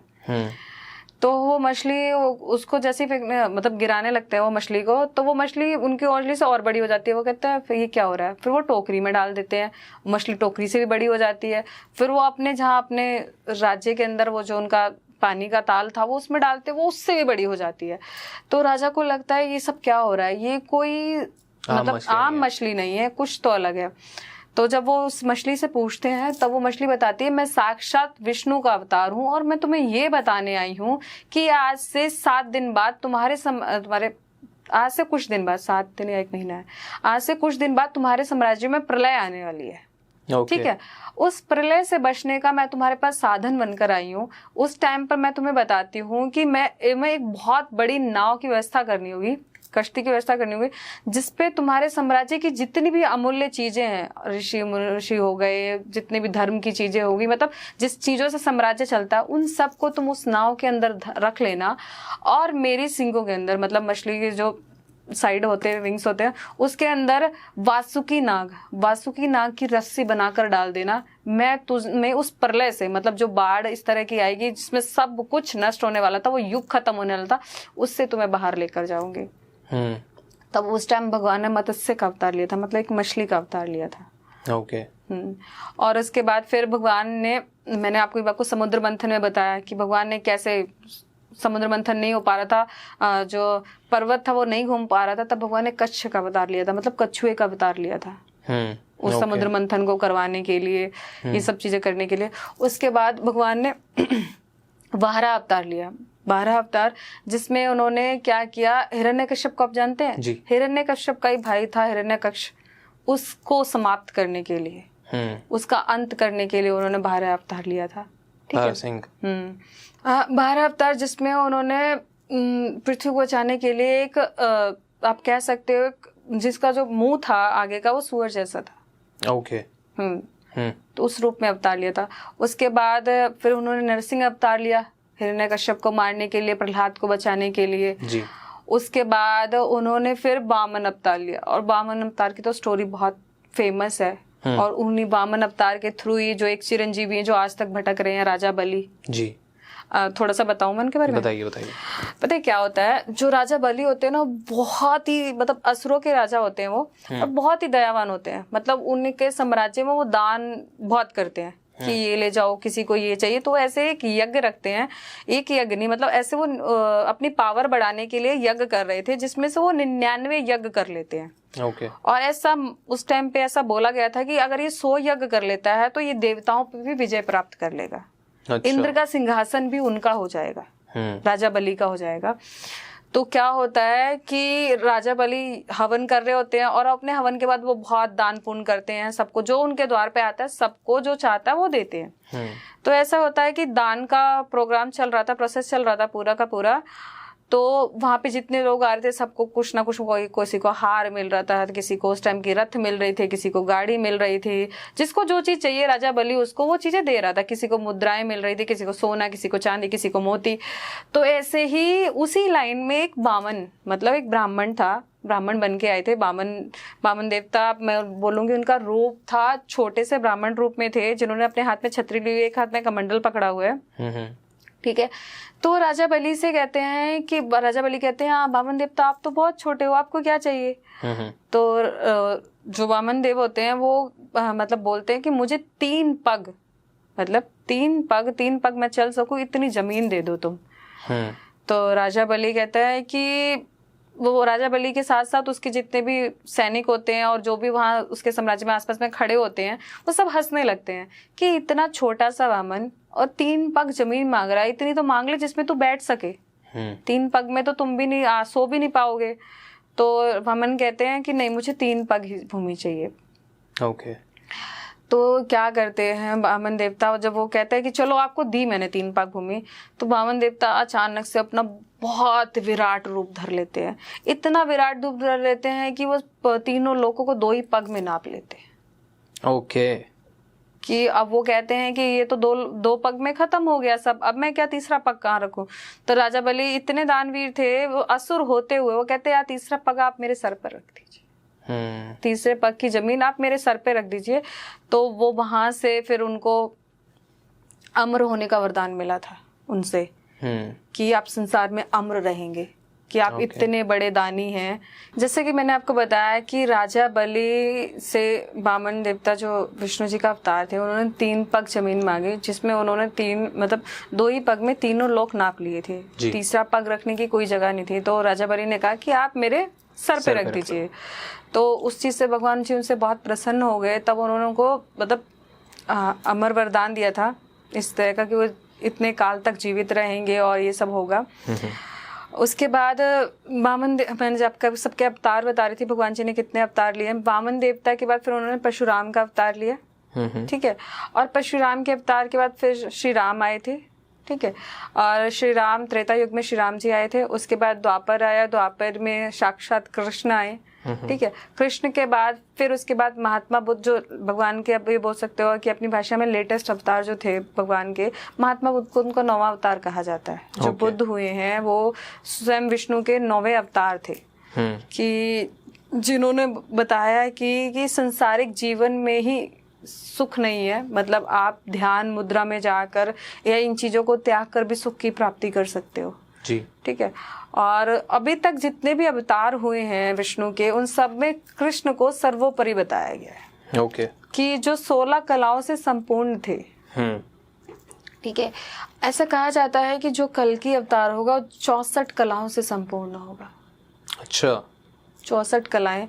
आप कहोगे कौन सी कलाएं? जितनी भी कलाएं होती हैं, गायन वादन, मतलब नृत्य, ये सब जितनी भी तरह की कलाएं होती हैं, आर्ट फॉर्म जो भी होती हैं, वो सब होंगी उनके अंदर। 64 की 64 आर्ट फॉर्म्स होंगी उनके अंदर।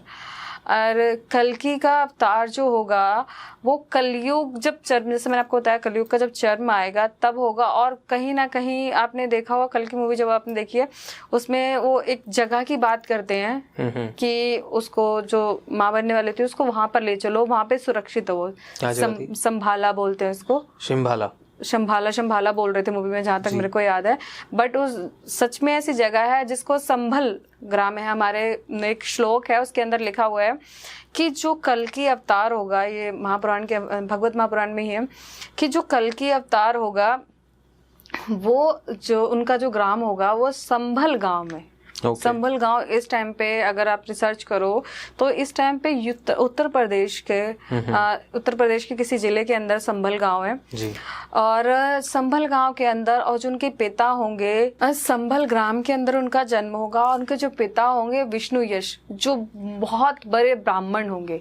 मतलब जो कृष्ण भगवान, मतलब विष्णु जी, मेरे कहने का मतलब समझ जाना, जब मैं कृष्ण बोलूं मीन्स विष्णु जी का जो 10वां अवतार होगा वो संभल ग्राम के अंदर होगा। उनके पिताजी जो होंगे वो विष्णु यश होंगे, ब्राह्मणों में सर्वोपरि होंगे। मतलब अब जो कल्कि अवतार होने वाला है ना, ब्राह्मणों के मतलब ब्राह्मण जो कास्ट है उनके अंदर आएगा। ओके। उनके वहां पे जन्म लेंगे वो। और संभल ग्राम के अंदर ऐसे जन्म होगा। और उनकी जो माता होंगी उनका नाम सुमति होगा। उसमें मूवी में भी ऐसी बताया। हाँ, मूवी में आपने दीपिका पादुकोण का कैरेक्टर देखा है जिसमें उनका नाम, जो संभल ग्राम वाले होते हैं उनका नाम वो रख देते हैं, सुमति रख देते हैं।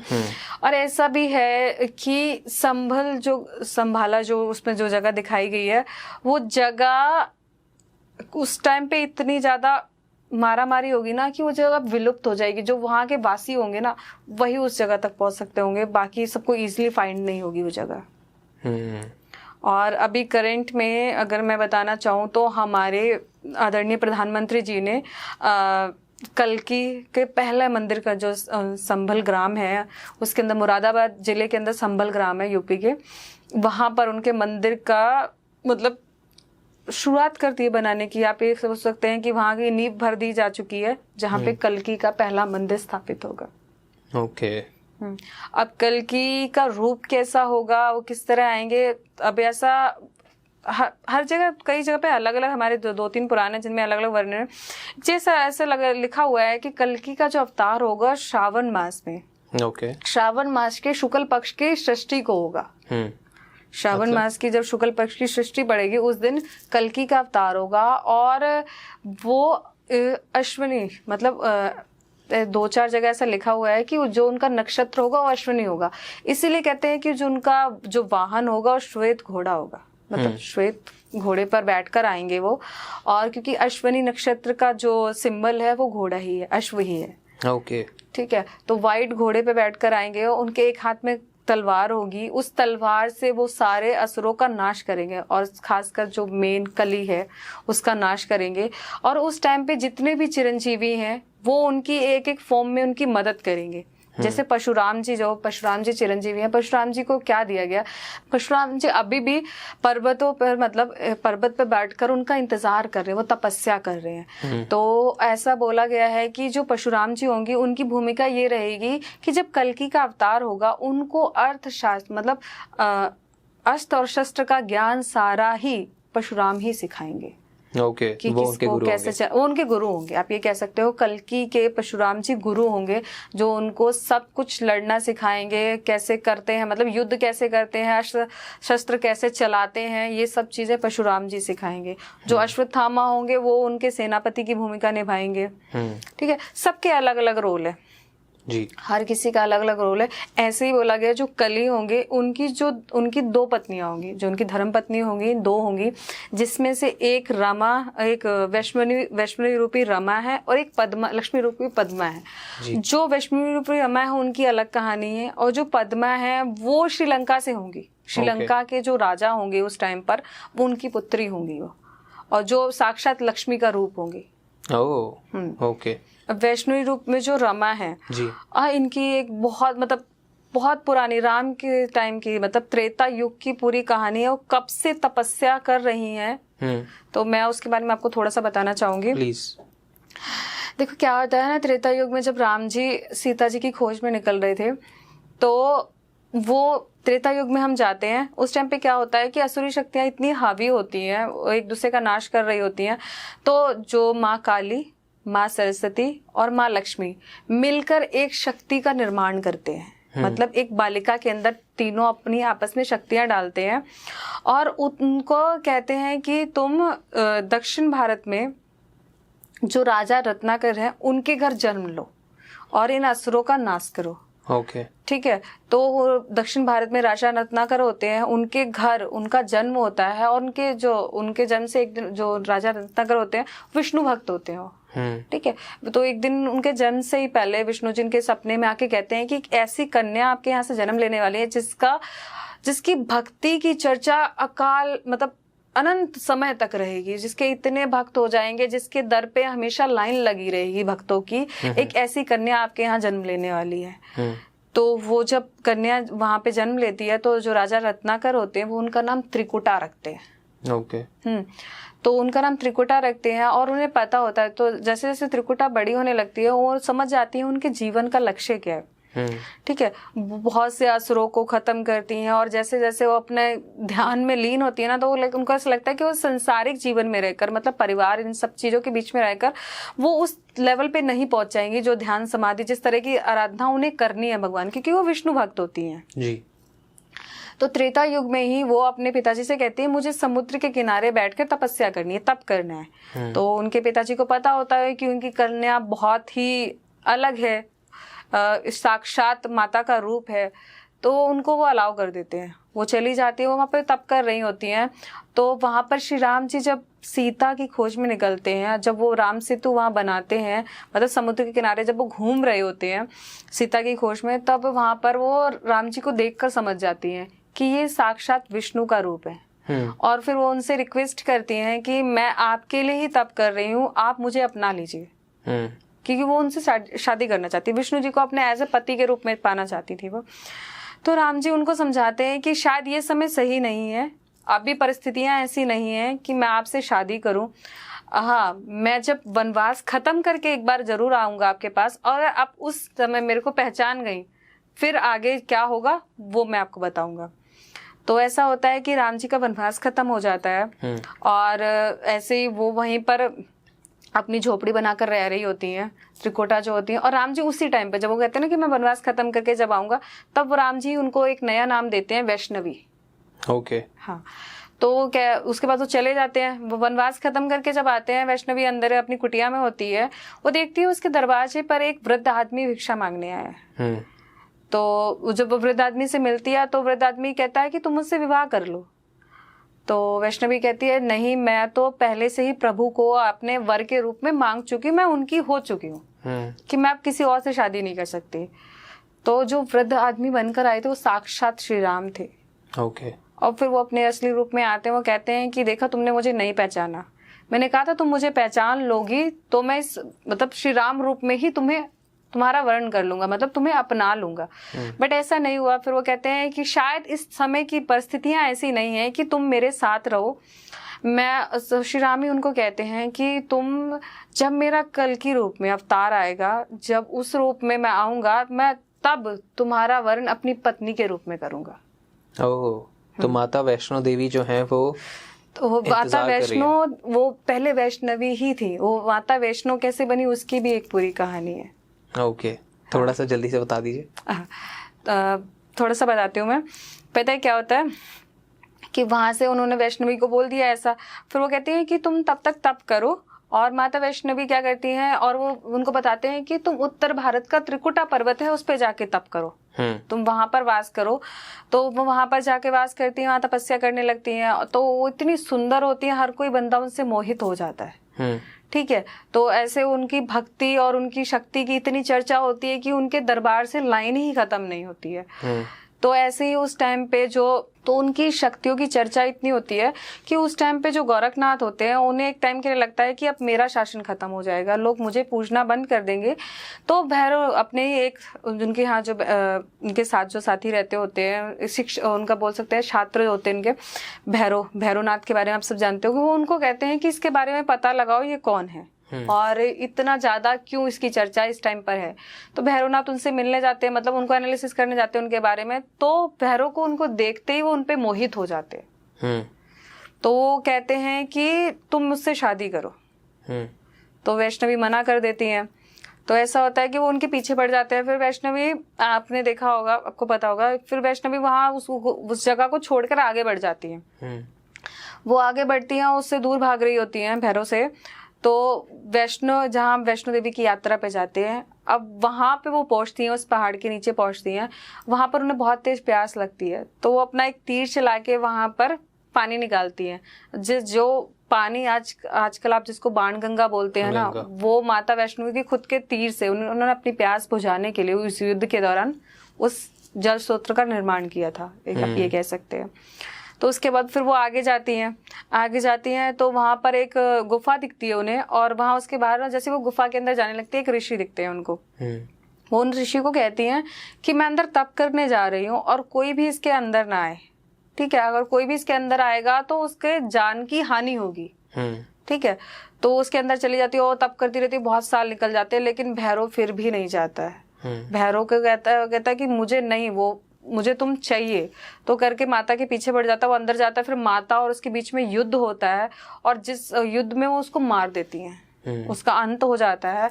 और फिर वो अपने एंड टाइम पे माता से क्षमा याचना करता है कि मैं क्या करूं ऐसा जिससे मेरा ये पाप दूर हो सके।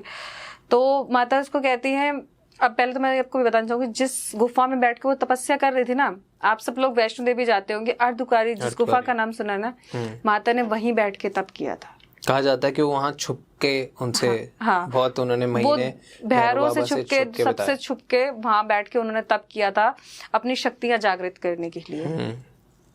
तो उसके बाद उनको मार देती हैं। फिर भैरव को वो कहती हैं कि आज के बाद कोई भी जो मेरे दर्शन के लिए आएगा ना, जब तक वो तुम्हारे दर्शन नहीं करेगा उसके दर्शन पूर्ण नहीं माने जाएंगे। तो उन्होंने अपनी पूजा का एक भाग दे दिया उसको कि कोई मेरी जितनी मर्जी पूजा कर ले, मेरे से मिलके चला जाए, लेकिन जब तक तुझ तक नहीं आएगा, तेरे द्वार तक नहीं आएगा, उसकी वो यात्रा सफल नहीं होगी। जहाँ उनका सर गिरा था। हाँ, और दूसरा ये है कि वही दिन है, तब से माता वैष्णवी को ये था कि अभी वो बहुत साल बाकी है, उन्हें तब करना है। तब उन्होंने, जैसे मैंने आपको स्टार्टिंग में बताया, वो माँ काली, माँ सरस्वती और माँ लक्ष्मी जी के प्रतीक थी। तो उन्होंने वहीं पर 3 पिंडी के रूप में अपने आप को डिवाइड किया, मतलब त्रिपिंडी के रूप में स्थापित हो गई। और तब से वो वहां पर एज ए कुंवारी कन्या के रूप में इंतजार कर रही हैं, जब कल्कि रूप में भगवान आएंगे तब उनसे शादी करेंगे वो। जय माता दी। जय माता दी। मेरे को पूरा ऐसे वैष्णो देवी की चढ़ाई और सारा याद आ रहा था। हाँ। ओके, बताइए। तो जो कल्कि की मैंने जैसे बोला ना, और उनकी दूसरी वाइफ होंगी जो साक्षात लक्ष्मी का रूप होंगी, वो श्रीलंका से होंगी। वहां के जो राजा होंगे उस टाइम पर। श्रीलंका क्यों? उस टाइम पे ये होगा ना, साम्राज्य इतना बढ़ जाएगा। अब मैं नहीं कह सकती श्रीलंका ही क्यों, क्योंकि आप ये देखो कि जब हम सीता हरण हुआ था तो वो भी ये इसीलिए तो माइंड में नहीं आ रहा है कि श्रीलंका, रावण श्रीलंका लेकर गया था। श्रीलंका इतना प्रोमिनेंट क्यों रखा है? क्योंकि ऐसा वहां वर्णित है कि श्रीलंका के जो राजा होंगे वो उनकी पुत्री होगी, और वो इतनी सुंदर होंगी कि उनको एक तरह का वो इस चीज को श्राप समझने लगेंगी। और उनको ऐसा वरदान मिलता है, मैंने किसी स्टोरी में पढ़ा था, कि उनको जो देखता था या जो उनके साथ रहता था वो खुद स्त्री बन जाता था। अच्छा। हाँ। ओके। और भगवान विष्णु से शादी करने के बाद फिर वो जो इतने भी स्त्री रूप में कन्वर्ट हुए थे, दोबारा से मेल बन जाएंगे। वो अपने असली रूप में आ जाएंगे। वाओ, कितना कनेक्टेड है ना हर सारी चीजें। हाँ। ओके। कैसा उनका क्या, जैसे हर भगवान का बताया गया, हर भगवान के बारे में बताया गया कि उनकी पोशाक, उनके अस्त्र और उनका वो दिखते कैसे होंगे। जैसे कृष्ण जी के बारे में बताया जाता है कि घुंघराले बाल, बांसुरी, और ये सारा शिव जी के बारे में बताया जाता है, नीलकंठ और सारी चीजें। तो ऐसे ही कल्कि रूप का भी कोई वर्णन है कि वो कैसे दिखेंगे, उनका क्या अटायर होगा और क्या होगा? कुछ जगहों पे वर्णित है कि कल्कि रूप जो आएंगे ना, वो मैंने जैसे आपको बताया कि जो उनका वाहन होगा वो एक अश्व होगा, मतलब एक घोड़ा होगा, वो जो सफेद रंग का होगा। जैसे एंजल में आपने घोड़े देखे हो ना, आगे सींग होता है, इस तरह का घोड़ा होगा उनका। ठीक है। दूसरा है कि उनके माथे पे चंद्र, जैसे साक्षात कृष्ण के माथे पर चंद्र था, ऐसे ही उनके माथे और गले पर चंद्र का निशान होगा। ओके। दूसरा ये कि उनका जो हथियार होगा ना, वो एक कृपाण, मतलब एक तलवार होगी। ओके। तलवार के थ्रू ही वो सब चीजों का, जैसे हर युग में भगवान के अलग अलग थे। पहले विष्णु जी के पास सुदर्शन था, राम जी के पास धनुष था, कृष्ण भगवान भी जब गुस्से में आते थे सुदर्शन उठाते थे। तो ऐसे, और उनका जो बांसुरी तो हमेशा उनके साथ रहती थी। ऐसे ही कल्कि का है कि उनकी जो तलवार होगी, उनकी सारी शक्तियां उसमें होंगी। पर उस टाइम तक तो इतना आगे एडवांस हो जाएगा कि उनको शायद बंदूकें चाहिए हो। तो जैसे वो आपको मूवी देखकर लग रहा है कि मूवी में जैसे गन दिखाई गई है, इतना डेवलपमेंट दिखाया गया है कि किस तरह नाश करेंगे प्रभु उनका। पर क्या ये भी तो हो सकता है कि जब उन्होंने ये लिखा हो तो उन्होंने ये सोचा ही ना हो, जैसे कि उनको मोबाइल फोन और टेक्नोलॉजी और गन्स के बारे में ना पता हो? सब बढ़ने के साथ आता है ना। तो बहुत सी चीजें हैं। अब जितना अभी तक वर्णित उसमें यही है कि वो श्वेत घोड़े पे आएंगे, एक बहुत ही सुपुष्ट, मतलब किसको बोलेंगे, एक अच्छी बॉडी स्ट्रक्चर के इंसान। ठीक है, गुड लुकिंग, मतलब ना श्री कृष्ण और श्री राम का मिक्सचर है वो। ठीक है। तो और ऊपर से श्वेत होंगे, और जो 64 कलाओं से संपूर्ण होंगे। जैसे श्री कृष्ण 16 कला संपूर्ण थे, वो 64 कलाओं से संपूर्ण होंगे, जिसको नृत्य करना भी आता होगा, गायन भी आता होगा, रणनीति भी आती होगी, मतलब हर तरह की जो आर्ट फॉर्म होती है उन्हें सब आता होगा। वाह। और बाकी सारे चिरंजीवी हैं उनके साथ, जो उनके लिए अलग अलग भूमिका निभाएंगे, जिसके ऊपर पूरी की पूरी फिल्म बनी है, जिसमें आपको 2 चिरंजीवी दिखाए भी गए हैं। जिसमें से एक आपको दिखाया गया है कि अश्वत्थामा दिखाया गया है, दूसरा एक छोटे, मतलब प्रभास का जो रोल दिखाया, उसके बाद उसमें दिखाया कि उसमें अचानक से वो जो कर्ण का जब अस्त्र उनके हाथ में आ जाता है तो उसमें कर्ण की पूरी वाइब्रेशन आ जाती है, उस तरह से वो वॉरियर की तरह लड़ने लगता है। तो हाँ, वो सब होगा। और ऐसा भी बहुत जगह वर्णित है कि जब वो युद्ध करेंगे ना वो वाला, तो उस टाइम पर जो कर्ण थे, आपको पता है कर्ण के कवच और कुंडल ले लिए गए थे महाभारत काल में। तो उससे क्या होगा, ऐसा बोला जाता है कि जो कल्कि है उनके लिए कर्ण के कवच और कुंडल अस्त्र के रूप में काम आने वाले। ओके। कर्ण के, क्योंकि तो वो यही है पृथ्वी पर ही है। वाह। वाओ। वो जब वो सब होगा ना, तब जैसे मूवी में दिखाया गया अर्जुन का धनुष गांडीव मिला उन लोगों को, ऐसे ही कर्ण के जो ऐसे छोटी सी को स्टोरी बताती हूँ थोड़ी सी। बताइए क्या होता है कि जब महाभारत चल रही होती है तो जब जो कर्ण थे ना, जब वो पैदा हुए थे वो सूर्यपुत्र थे, तो वो कवच और कुंडल और कवच ना वो लेकर ही आए थे। जब वो जन्मे थे उसको पहनकर ही जन्मे थे। तो जब तक वो उनके पास रहता था उनको मारना मुश्किल था, क्योंकि कवच को कोई भेद ही नहीं पाता। तो साक्षात कृष्ण भगवान ने खुद उनकी माँ कुंती को उनके घर भेजा था कवच और कुंडल का दान मांगने के लिए। तो वो कवच और कुंडल ना इंद्र के हाथ में लग जाता है। तो तब ये होता है कि इंद्र लेकर चले जाएंगे इसको, लेकिन भगवान मना कर देते हैं। तो इंद्र उनको उसी समुद्र के किनारे कहीं पर छोड़कर चले जाते हैं। वो कवच और कुंडल अभी भी कहीं गड़े हुए हैं। जो कल्कि का रूप होगा, वो कल्कि का रूप वो कवच और कुंडल धारण करेगा जब वो लड़ाई करेंगे। मतलब आप समझ रहे हो ना, उस टाइम जितने वॉरियर हुए वो सब के सब हेल्प करेंगे उनकी एक कली को मारने के लिए। वो कितना शक्तिमान होने वाला है, एक कली कितना शक्तिमान होने वाला है, जिसके लिए 8 चिरंजीवी लगेंगे। और ऐसा भी बोला जाता है कि मुझे एक्यूरेट डिजिट नहीं पता है, अराउंड 70 या 74 हजार लोग जो महाभारत काल में थे वो सब जन्म लेंगे। जो महाभारत काल में 70 से 74 हजार लोग थे जो दोबारा से जन्म लेंगे कल्कि का साथ देने के लिए। कली का सर्वनाश करने के लिए। तो वो सब होगा, बट हाँ अभी तो 5,500 साल हुए हैं, अभी तो बहुत टाइम है। But this is so nice कि हम अपने इतिहास से अपना भविष्य जान पा रहे हैं कि हमारे हिंदुस्तान का या हमारे धर्म का इतना एक्यूरेट या इतना ब्रीफ इतिहास है कि वो आगे क्या होगा, फ्यूचर क्या होगा, सब बता सकता है। बहुत सारे लोग ये पॉडकास्ट देख के बहुत ज़्यादा एक्साइटेड होंगे, बहुत ज़्यादा लोगों को मज़ा आएगा, जैसे मेरे को मज़ा आया। बहुत सारी हमारे को इतिहास जानने को मिला जो कि हुआ है, और उसी से हमारे को फ्यूचर जानने को मिल रहा है जो कि लिखा गया है। सो ये सारी चीज़ें पढ़ के, सुन के, समझ के बहुत मज़ा आया। Thank you so much podcast पे आने के लिए। बहुत सारे लोग, जितने भी लोग देख रहे होंगे, आपसे कनेक्ट करना चाहेंगे, तो आप एग्जैक्टली क्या क्या करते हो, कैसे कनेक्ट कर सकते हो, सारी चीज़ें आप एक बार बता दीजिए ऑडियंस को। जैसे कि आपने बताया अभी हमारा बहुत सारा इतिहास जानने को मिला। तो मैं इतिहास की जब बात करते हैं तो मैं सबसे पहले बात करूँगी, मैं एक एस्ट्रोलॉजर हूँ, ठीक है। एस्ट्रोलॉजर होने के साथ साथ वास्तु भी हूँ, वास्तु कंसल्टेंट भी हूँ, वास्तु भी देखती हूँ और न्यूमरोलॉजी भी करती हूँ। इसके साथ साथ मैं अपने पुराणों पर रिसर्च भी करती हूँ, उन चीज़ों को पढ़ती भी हूँ जिनके थ्रू मैंने आपको इतनी कहानियाँ ये सुनाई, ये सब चीज़ें मैंने कहीं ना कहीं पढ़ी हैं। उसके बाद मैं इन सब चीज़ों, जैसे मैं वैदिक एस्ट्रोलॉजी करती हूँ, तो हम ये भी हमारे जो ऋषि मुनि थे, जो वेद व्यास जी के भी जो फादर थे ऋषि पराशर, उनके द्वारा लिखी गई एस्ट्रोलॉजी है, जो वैदिक एस्ट्रोलॉजी है, जो वो देकर गए हैं। उसके थ्रू हमारे ग्रह नक्षत्र हमारे लिए किस तरह से काम करते हैं, कौन सी दशा महादशा चल रही है, क्या चीज़ हमारे लिए बेनिफिशियल है, क्या चीज़ नेगेटिव है, मतलब ये सब चीज़ें हमें पता चल जाती है हमारी कुंडली से। तो मैं तो वो सब कुंडली देखकर, और कुंडली के साथ साथ फिर ये होता है कि कुंडली तो हम बाय बर्थ हम जन्म लिया, हमें टाइम पता है, समय पता, अपनी जन्म डिटेल पता है।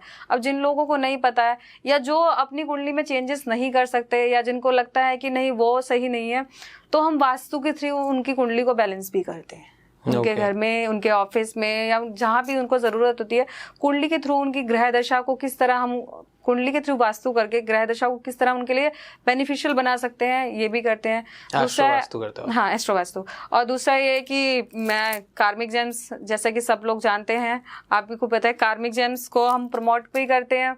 मतलब इनका, मैं ये कहूँगी सिर्फ प्रमोशन वे से यूज़ कर रहे हैं।